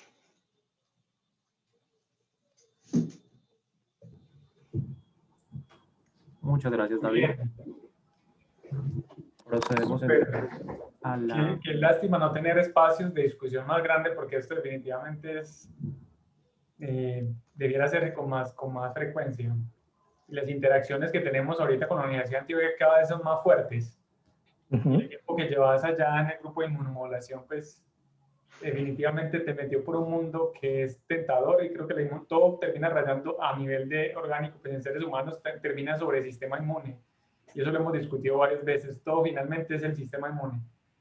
Que me parece muy curioso que tengamos patologías como cáncer, enfermedades crónicas no transmisibles como las enfermedades cardiovasculares, una diabetes, que se puedan, digamos, tratar a partir de vacunas.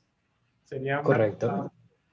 Y de inmunoterapias, es que lo que estamos viendo hasta el momento es que las farmacoterapias, es decir, por ejemplo, estatinas para reducir la hipercolesterolemia en las enfermedades cardiovasculares o metformina para reducir la diabetes, no disminuyen al 100% la carga inflamatoria. Es decir, son tratamientos que sirven y han ayudado a esa población, pero no atacan la fuente de la enfermedad, y la fuente de la enfermedad es un sistema inmune desregulado. Sí, David, una pregunta que te quería hacer antes de ver si Juan Felipe tiene preguntas de chat, es ¿cómo ves tú el futuro con los pacientes y las infecciones? ¿Vamos a tener que vacunarnos todos los años contra COVID? O sea, ¿vamos a empezar con este ciclo como si fuese una gripe normal? ¿Quiere decir que las empresas van a empezar a producir millones y millones de dosis anualmente para entrar en este ciclo? A ver, eso no se sabe pues como a ciencia cierta, pero te puedo dar como mi especulación de lo que he leído, pero eso puede ser que no se vaya a ser la realidad. Yo estoy en un escenario optimista y yo espero que el virus se vuelva endémico, es decir, que que esté con nosotros todo el tiempo y que cause pequeñas olas de epidemias, ¿cierto? O sea, epidemias endémicas en ciertos lugares y en ciertas zonas, pequeñas olas, que sean dos. Uno, fácilmente tratables por medio de nuevas terapias, o sea, que se deben seguir buscando terapias para reducir la inflamación en los pacientes graves. Y segundo, que podamos vacunar a las personas susceptibles. Yo no creo que cada año tengamos que vacunarnos todos, sino que es probable que cada año nos vacunemos, pues se vacunen solo las personas que realmente son susceptibles a morir por esa enfermedad, algo parecido a como lo que pasa con influenza.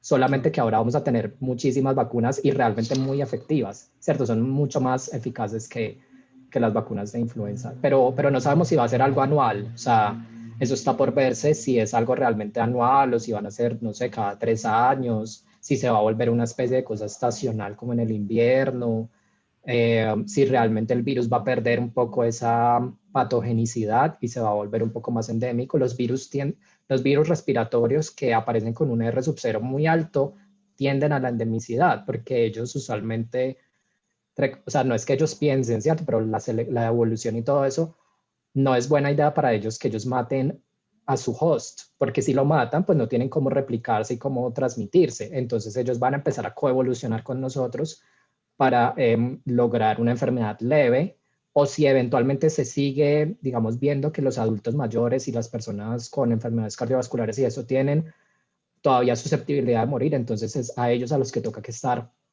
vacunando todo el tiempo, y eso realmente es posible. En Colombia, digamos, habría que vacunar 1 millón de personas al año y yo creo que eso es algo que se puede como hacer. Obviamente en esta etapa lo ideal es que nos vacunemos todos eventualmente para eventualmente llegar a una inmunidad de rebaño y reducir la transmisibilidad. Gracias. Perfecto. Tenemos una pregunta en el chat de FH Anor. Permítame, ya le activo el micrófono.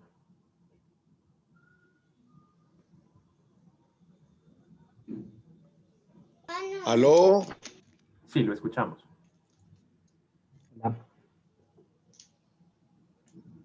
David, acerca de lo que estaba comentando ahorita en estos momentos, el caso de que prácticamente el virus, como es un coronavirus de la familia de los rinovirus, tiende entonces a volverse endémico, ¿cierto?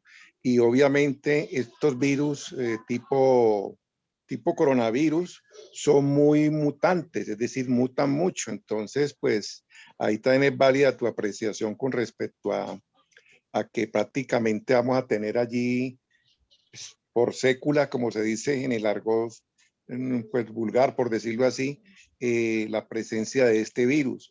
Pero entonces mi pregunta es, obviamente también ahí giran muchos intereses de índole económico y político. ¿Tú qué piensas acerca de eso? Bueno, evidentemente hay intereses de eso en todo lado. Yo creo que, por ejemplo, la estrategia de erradicación total del virus me parece un poco inviable en países del tercer mundo como el de nosotros. Lo que se debió haber hecho acá es mitigar digamos, la mortalidad por medio de proteger realmente a los susceptibles, que son las personas que ya sabemos. Entonces, bueno, no sé, yo creo que intereses económicos de las farmacéuticas siempre habrán, pero también gracias a ellas es que hay una vacuna y se produce, y una vacuna que eventualmente va a salvar muchísimas vidas. Y no solamente pues como las farmacéuticas, en general la farmacología en general. Por ejemplo, salió un paper ayer muy bonito que indica que la dexametasona, que es uno de los pocos tratamientos para las personas con COVID grave, el uso de la dexametasona desde que se aprobó dexametasona para tratar COVID ha salvado 650,000 personas en el mundo.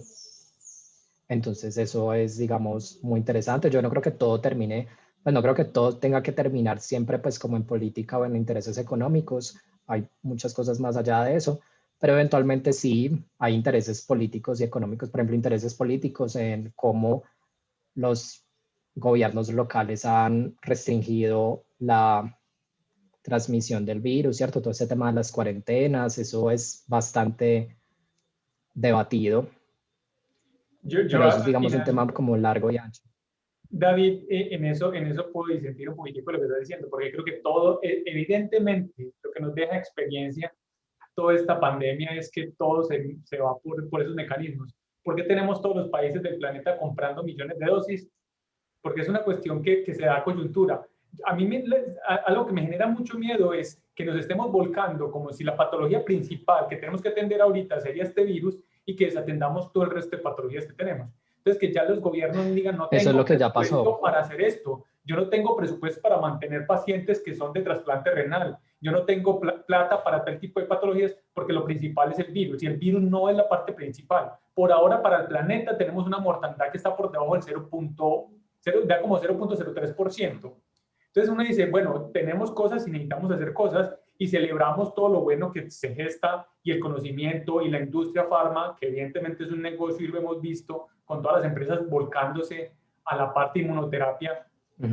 Y Colombia también aprendió un poquitico porque nos dimos cuenta que ya no tenemos cómo producir vacunas que antes lo hacíamos y sacaron ese proyecto de ley el 372 que todavía están mirándose para sacar esa ley de innovación para la seguridad farmacéutica y quieren volver a meterle plata al desarrollo farmacéutico para vacunas y para otro tipo de cosas. No sé qué finalmente pasa en el Senado cuando eso lo estén trabajando, pero esas son las poquitas cosas que yo podría celebrar de todo este problema pandémico. Entonces, fijémonos que sí, todo raya finalmente allá. Tenemos gente con mucha capacidad. Mira las personas que tú celebrabas en esos institutos desarrollando vacunas hace mucho rato y nadie les había parado bolas. Pero a la luz de la verdad, todo ese trabajo previo de ellos, si no hubieran estado preparados para esta coyuntura, no habrían podido atender y no habrían podido hacer los desarrollos que hicieron. Y con las vicisitudes y inconvenientes que tenían, porque el presupuesto seguramente lo tenían bien limitado. ¿Y cuánta plata les va a ingresar a ellos porque este desarrollo? Correcto, o sea, yo creo que en esta pandemia se conjugaron muchas cosas. Se conjugó primero la coyuntura, porque ciertamente pues el virus mata a mucha gente y mata porque nosotros estamos inflamados.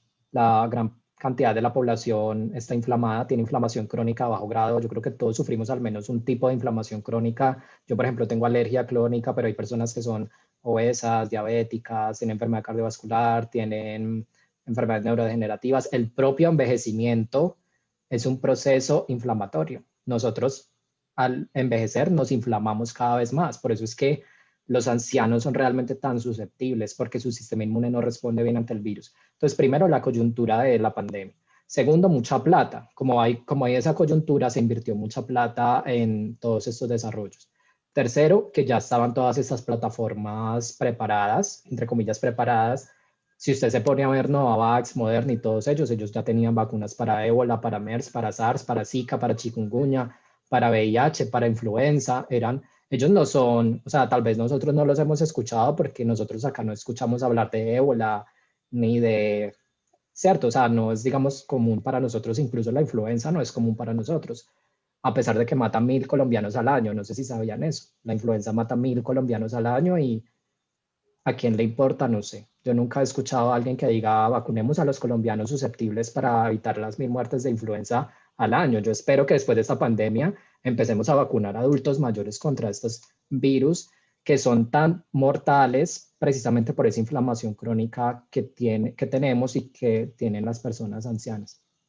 Y lo último es que los ensayos clínicos fase 3 requieren muchísimas personas para realizarse. Y este es, digamos, un momento singular en la historia de la humanidad en que hay mucha gente disponible que se va a contagiar porque había picos en todo el mundo. Entonces, las farmacéuticas aprovecharon esos países en donde la infección estaba descontrolada para hacer sus ensayos clínicos fase 3, y eso es difícil hacerlo en otras circunstancias. Por ejemplo, tú cómo pruebas una vacuna contra el ébola, pues tienes que vacunar un montón de gente, yo no sé, en el Congo, y esperar a que haya algún brote y ver, y eso se demora un montón de tiempo. Entonces ahora con la pandemia eso se aceleró muchísimo, y eso fue lo que permitió de una vez aprobar vacunas de ADN, aprobar vectores virales, aprobar nuevos adyuvantes. O sea, con esta pandemia se vino un montón de aprobaciones regulatorias a un montón de cosas. De hecho, nosotros en nuestro laboratorio ya estamos pensando en, bueno, esa vacuna que tenemos nosotros de TR, hagamos una vacuna de ARN con esto, llamemos a BioNTech,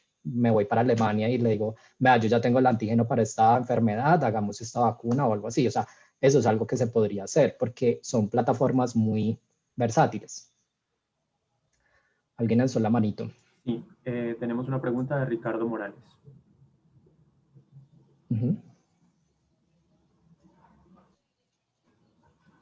Hola, buenas. Tenía dos preguntas.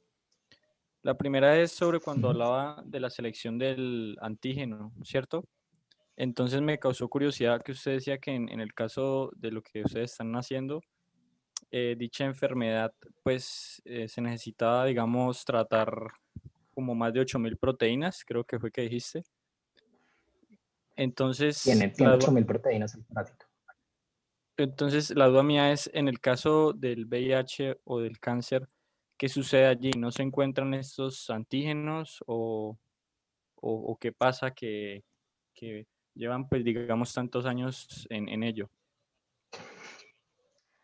Lo que pasa es que el virus de VIH muta demasiado, entonces los antígenos varían demasiado, entonces es difícil encontrar como un solo antígeno para yo hacerlo, pero honestamente yo no soy experto en VIH. VIH me parece a mí un virus supremamente complicado porque como la célula que él infecta es las células T, entonces es como tú vas a luchar contra este patógeno cuando las células que deben luchar contra el patógeno son las células que están siendo infectadas por el patógeno. Entonces VIH es difícil. Yo no sé si sea un tema de antígeno específicamente o si es un tema de la inmunopatología que causa el VIH, que es el SIDA, ¿cierto? El síndrome de inmunodeficiencia adquirido.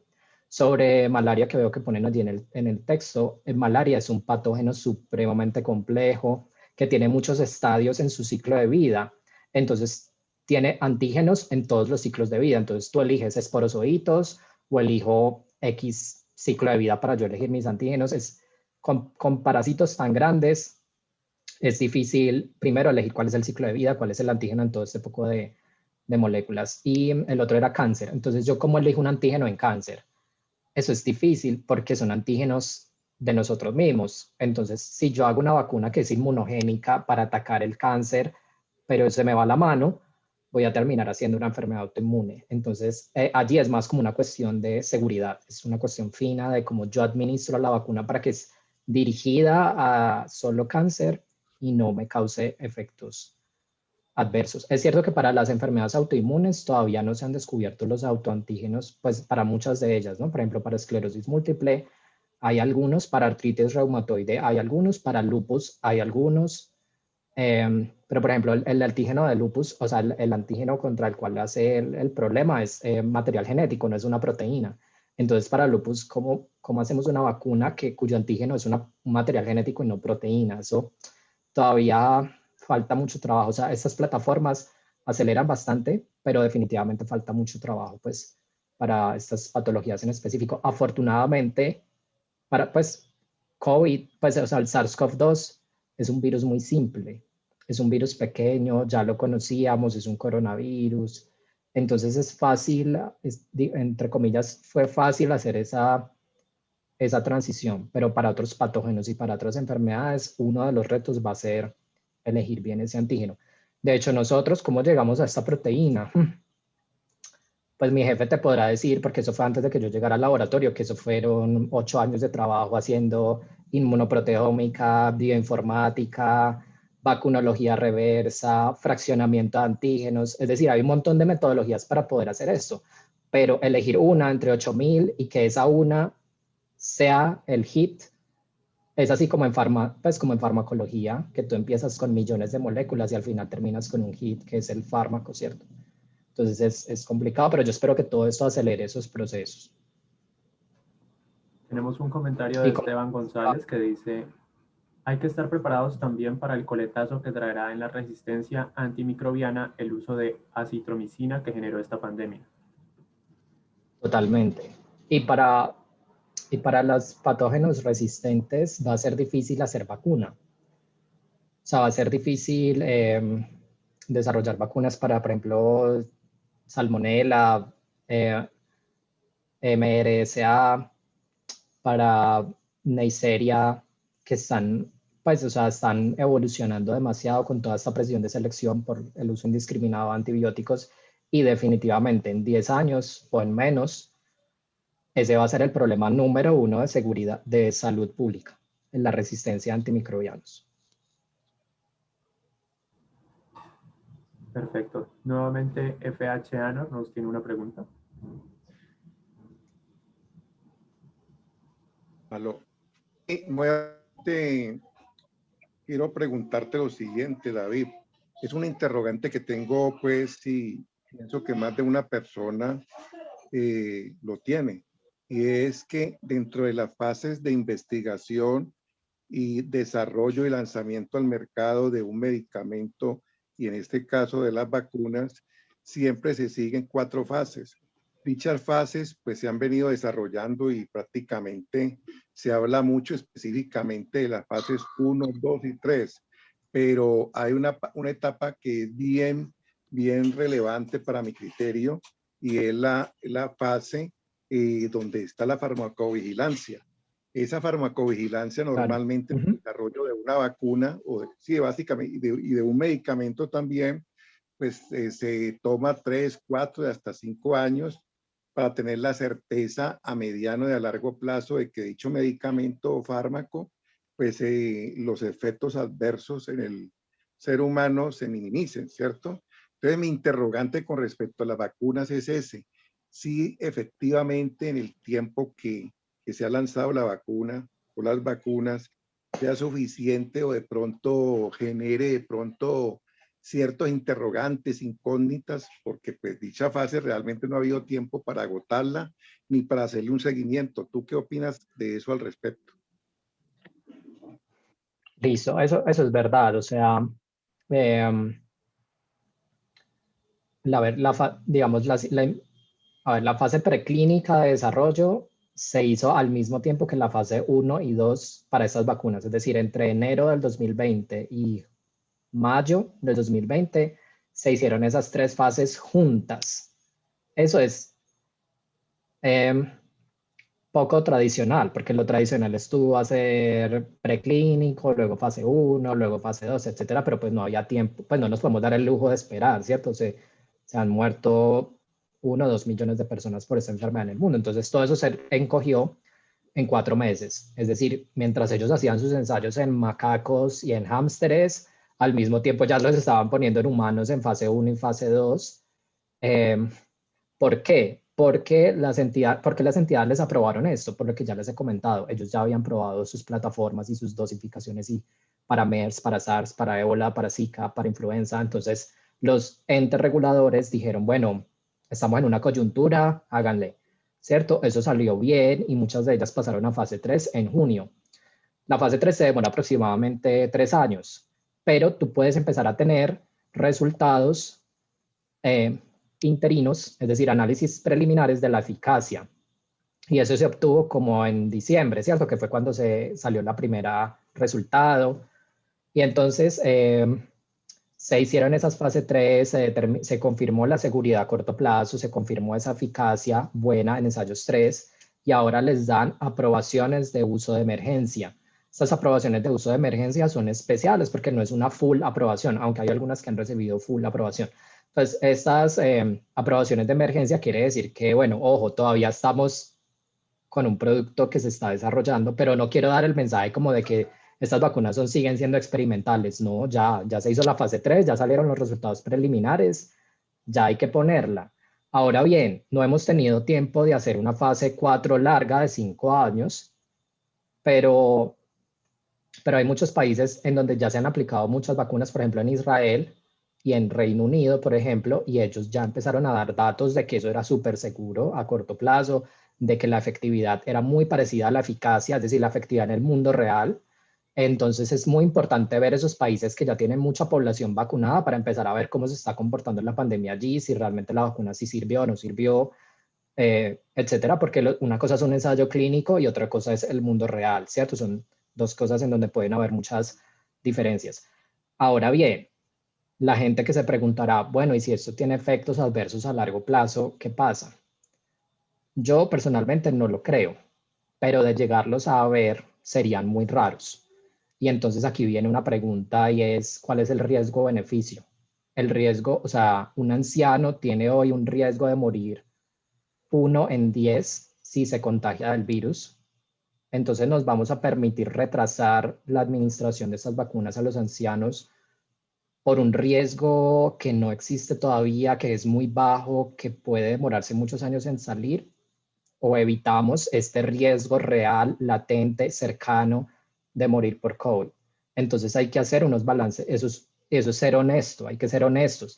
Listo, esas vacunas todavía están en fase 3 y fase 4 al mismo tiempo, pero la realidad es que se muere gente y entonces hay que hacer análisis de riesgo-beneficios. Afortunadamente, estas vacunas han quedado muy bien hechas y todas han demostrado ser muy seguras desde un principio. Yo sé que ellos no solamente analizan que si me dio dolor en el brazo o algo así, ellos en esos ensayos fase 1, fase 2 y los fase 3 toman muchas muestras de muchos tipos para revisar bien si está pasando algo raro. Una farmacéutica de estas no se va a dar el lujo de que algo pase a los 3 meses con su vacuna, no se va a dar ese lujo.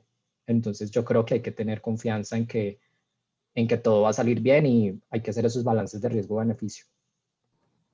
Tenemos una pregunta del profe Carlos Alberto Arango. Hola David, muy buen seminario. Muchas gracias, muy interesante todo. Te quería preguntar, dijiste que el ARN que se degrada muy rápida o muy fácilmente. ¿Hay algún estimado de cuál sea la vida media de, no sé si decir, de una hebra o de un fragmento de ARN? Ay, profe, no sé, eso es una pregunta para un biólogo molecular, yo creo. Yo creo que ellos son muy poco estables, o sea, es una cuestión de, yo creo que minutos y horas. No creo que es buena idea que un ARN se perpetúe en el tiempo, por lo que te digo, o sea, si tú estás produciendo una proteína, tú no la puedes dejar allí produciéndose todo el tiempo, eso no es costo efectivo. Yo creo que es una cosa de minutos a horas. Y por eso es que cuando, por ejemplo, uno hace las técnicas de PCR, por ejemplo, extracción de ARN o algo así, eso tiene que ser súper limpio, libre de RNasas y libre de un montón de cosas y a temperaturas controladas y todo, porque ellos son muy lábiles. No sé así pues como el dato exacto, pero yo creería yo que puede ser o mínimo minutos hasta horas, no creo que sea más de un día. Y por lo mismo es que todas estas modificaciones a la molécula de ARN han sido muy útiles y muy impresionantes porque han aumentado muchísimo la estabilidad como tal de la molécula. O sea, naturalmente ella es una molécula inestable por su función biológica. La evolución seleccionó una molécula así de inestable por su función. Tenemos una pregunta en el chat de Nicole Díaz. Buenas tardes, David. He leído sobre las secuelas de largo plazo que puede dejar el COVID, incluso en pacientes asintomáticos. ¿Se sabe el efecto de las vacunas en esta cuestión? Sí, digamos, eso de las secuelas, eso es controversial todavía. O sea, es verdad que algunas personas quedan con secuelas, pero no se sabe si es por la hospitalización o porque estuvieron en UCI. Es decir, ¿es un síndrome post-COVID o es un síndrome post-UCI? No se sabe muy bien. pero hay ciertas personas que no pasaron por hospitalización ni nada de eso e igual quedan con secuelas. Por ejemplo, yo tuve COVID y yo tengo hiposmia, ¿cierto? Entonces, hace 5 meses no tengo olfato y capacidad de saborear adecuada, apenas me está regresando. Eso es un efecto a largo plazo, ¿cierto? Pero eso, como son efectos a largo plazo, pues todavía no ha pasado como el tiempo para estudiarlos. Leí por ahí una cosa supremamente anecdótica, es decir, no es un estudio ni nada, leí casualmente por ahí que hay ciertas personas que con la vacuna han empezado como a recuperarse un poquito de estos como efectos adversos, pero no encuentro como cuál podría ser como una explicación de esto. La verdad es un tema todavía controversial y no sé si las vacunas ayuden una vez ya la persona ha tenido COVID en el sentido de recuperarse de COVID o disminuir efectos de COVID. Curiosidad nada más, David, ¿cuál fue el coadyuvante que utilizaron ustedes en la vacuna que desarrollaron? Nosotros utilizamos un adyuvante que se llama CpG, que es un ligando de TL, entonces te voy a mostrar. Nosotros utilizamos 2 adyuvantes. El primero es el vehículo, es decir, los liposomas. Los liposomas son unas vesículas, ¿cierto? Y los de nosotros eran cargadas catiónicamente. Pues, por eso yo pongo estas imagencitas, porque así lucen los liposomas. Son vesículas de bicapas lipídicas y uno de esos lípidos era catiónico. Entonces, ese es uno de los adyuvantes, el lípido catiónico de esas vesículas. Solamente pues que ese lípido no es patentable, pues no es patentable, es un lípido tradicional, ¿cierto? Como modelo del lípido catiónico. Eso no es que nosotros vayamos a poder patentar ese liposoma, no. Y el otro se llama CpG. El CpG es una molécula que es una señal de peligro. Es decir, como las que les comenté anteriormente, es una molécula que está mucho en las bacterias. Entonces el sistema inmune se superactiva cuando ve esas moléculas. Eso es un oligodesoxinucleótido, es material genético y ya está aprobado para uso en humanos. El año pasado se aprobó una vacuna el año antepasado, el 2019, se aprobó una vacuna para Anthrax con CpG como adyuvante. Entonces, es muy interesante. Nosotros utilizamos entonces 2 tipos, el vehículo más la moleculita soluble. ¿Esa disminución es solamente de la lesión del área y también de la parasitemia o no incluye en ningún momento las mediciones de la cantidad de parásitos? Sí. Pues no lo dije así full porque ya estábamos corticos de tiempo, pero bueno, aprovechando entonces les comento. Esto, a ver, uno vacuna el ratón. Para las personas que no les gusta mucho la investigación con animales, bueno, uno coge el ratón y lo vacuna. Nosotros hacemos 3 vacunaciones, un prime y 2 boost. Y luego un mes después hacemos la infección. Entonces, ellos ya están vacunados y un mes después los infectamos y nosotros evaluamos el desarrollo de esa infección por varias mediciones. Vemos el estado general del ratón, medimos la lesión, eso es en la orejita del ratón, nosotros inyectamos allí los parásitos, eso usualmente genera una úlcera, que mimetiza muy bien las úlceras que ocurren en los humanos. Y lo que se ve con la vacuna es que o no aparece la úlcera o aparece como un nódulito muy pequeño. No aparece pues como la úlcera. Entonces, tanto en área de lesión como en las características clínicas se ve como una disminución. Pero también nosotros fuimos a ver cuántos parásitos habían en estas orejas y miren, es esta gráfica de acá. Miren que la vacuna, que es esta verde, disminuye como en 4 logaritmos, o sea, que eso es una escala en base 10, o sea, disminuye en 10.000 veces la cantidad de parásitos que hay en estas orejas y por eso es que ellos no producen la inmunopatología. La leishmaniasis es un ejemplo típico de una infección crónica. Estas úlceras no se generan por el patógeno, se generan por la inmunopatología. El sistema inmune, al intentar eliminar el patógeno, daña el tejido donde está el patógeno. Entonces, se demuestra que como que esa disminución de la parasitemia disminuye la inmunopatología. Y por ejemplo, aquí es muy interesante porque nosotros probamos un montón de diferentes combinaciones. Combinamos TR soluble con los liposomas de CpG, ambos liposomas. Algo muy interesante es que cuando nosotros encapsulamos el CpG, que es este otro adyuvante, le quitamos el efecto benéfico al CpG. Miren que la línea, estas estrellitas amarillas, es la vacuna que tiene tanto el antígeno como el adyuvante dentro del liposoma. Y eso es o sea, la embarramos, porque al parecer el liposoma le quitó la capacidad adyuvante del CPG y eso es algo que no nos lo esperábamos porque la gente publica que eso ayuda al CPG. Entonces nosotros creemos que tenemos el primer reporte de dañamos la efectividad adyuvante del CPG por medio de la encapsulación. Es decir, la formulación puede hacer estragos. Si tú haces una formulación mala, te puedes tirar en tu molécula.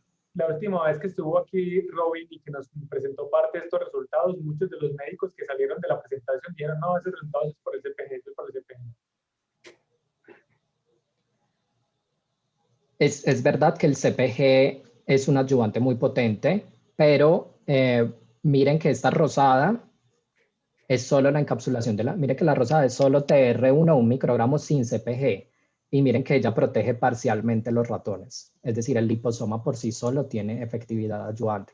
Pero, y si el efecto es solo por el CPG, pues no pasa nada. Es un buen adyuvante para la leishmaniasis.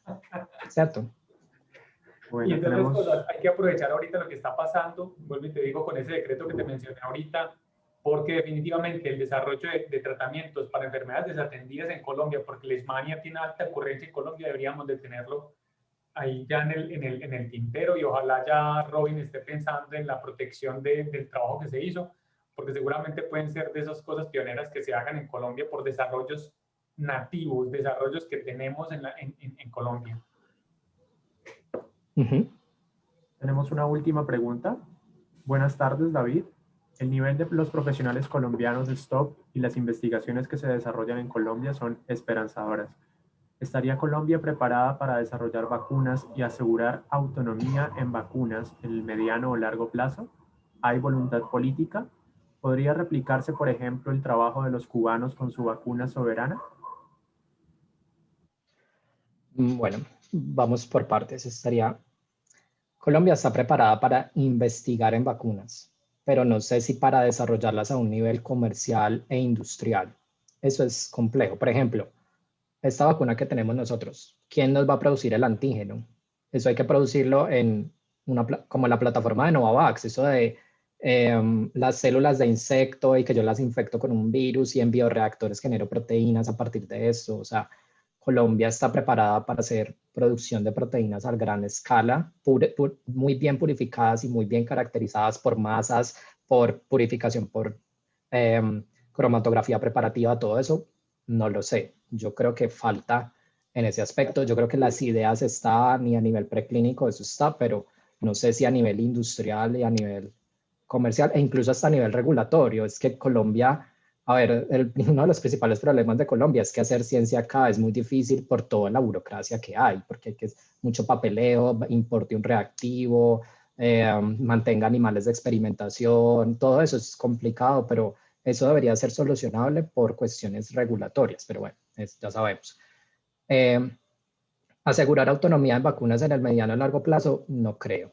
Por ejemplo, había gente que decía, no, que Colombia tiene que presionar las grandes farmacéuticas, que liberar patentes, que, pues, no sé, Colombia no me parece que esté como en una posición global para estar exigiendo esas cosas, pues, o sea, primero, entonces, inviertan en ciencia y primero apoyen a la ciencia, primero monten empresas de base tecnológica, primero hagan todo eso antes de salir a decir que hay que Pfizer, que por favor regale sus... Pfizer no es una entidad caritativa, no son filántropos, ellos son una empresa. Entonces, a mí me parece difícil que con la situación en la que estamos hoy en Colombia nosotros podamos exigir. Está bien que lo hagamos y todo eso, pero hay que ser realistas y yo no creo que ni en el mediano ni en el largo plazo podamos tener autonomía para fabricar vacunas a esas escalas. Tal vez vacunas tradicionales como las que hacíamos antes, tal vez, pero no sé si estas de tecnologías novedosas que como mRNA, fabricar partículas lipídicas a gran escala, todo esto, no lo sé.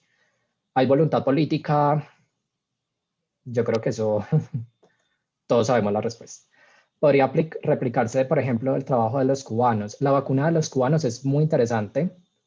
Es una vacuna molecularmente definida conjugada. Ellos conjugaron el antígeno con su adyuvante. Y la otra, porque tienen dos, Soberana 1 y Soberana 2, la otra es una vacuna relativamente tradicional con alum. Entonces, mire que eso es una vacuna relativamente fácil de desarrollar. Escoger la proteína, coger alum y hacer la vacuna. ¿Por qué a ellos les tocó hacer eso? Pues por la situación de Cuba. por la situación de embargo económico que tiene. Ellos han tenido que desarrollar sus propias industrias porque si no, entonces baila, ellos tienen un shortage de medicamentos, de vacunas muy teso. Entonces ellos han invertido en sus propias industrias biotecnológicas y esa vacuna se está probando en este momento en fase 3, van a empezar ahora en marzo y yo creo que eventualmente les va a salir bien. Es una vacuna que desde el punto de vista de la formulación yo la veo adecuada, me parece interesante, parece que ya hicieron la fase 1 y la fase 2 bien, no he visto publicaciones, ahí habrá que ver qué pasa, ¿cierto? Pero pues no han dicho como nada extraño, van a hacer su fase 3 en Irán, creo. Ahí hay unas cuestiones políticas, ¿cierto? Que pues, bueno, eso tiene de largo y ancho, pero desde el punto de vista de la formulación de esa vacuna, me parece que es la Soberana 1 y la 2 son vacunas que pueden llegar a ser interesantes. ¿Y por qué?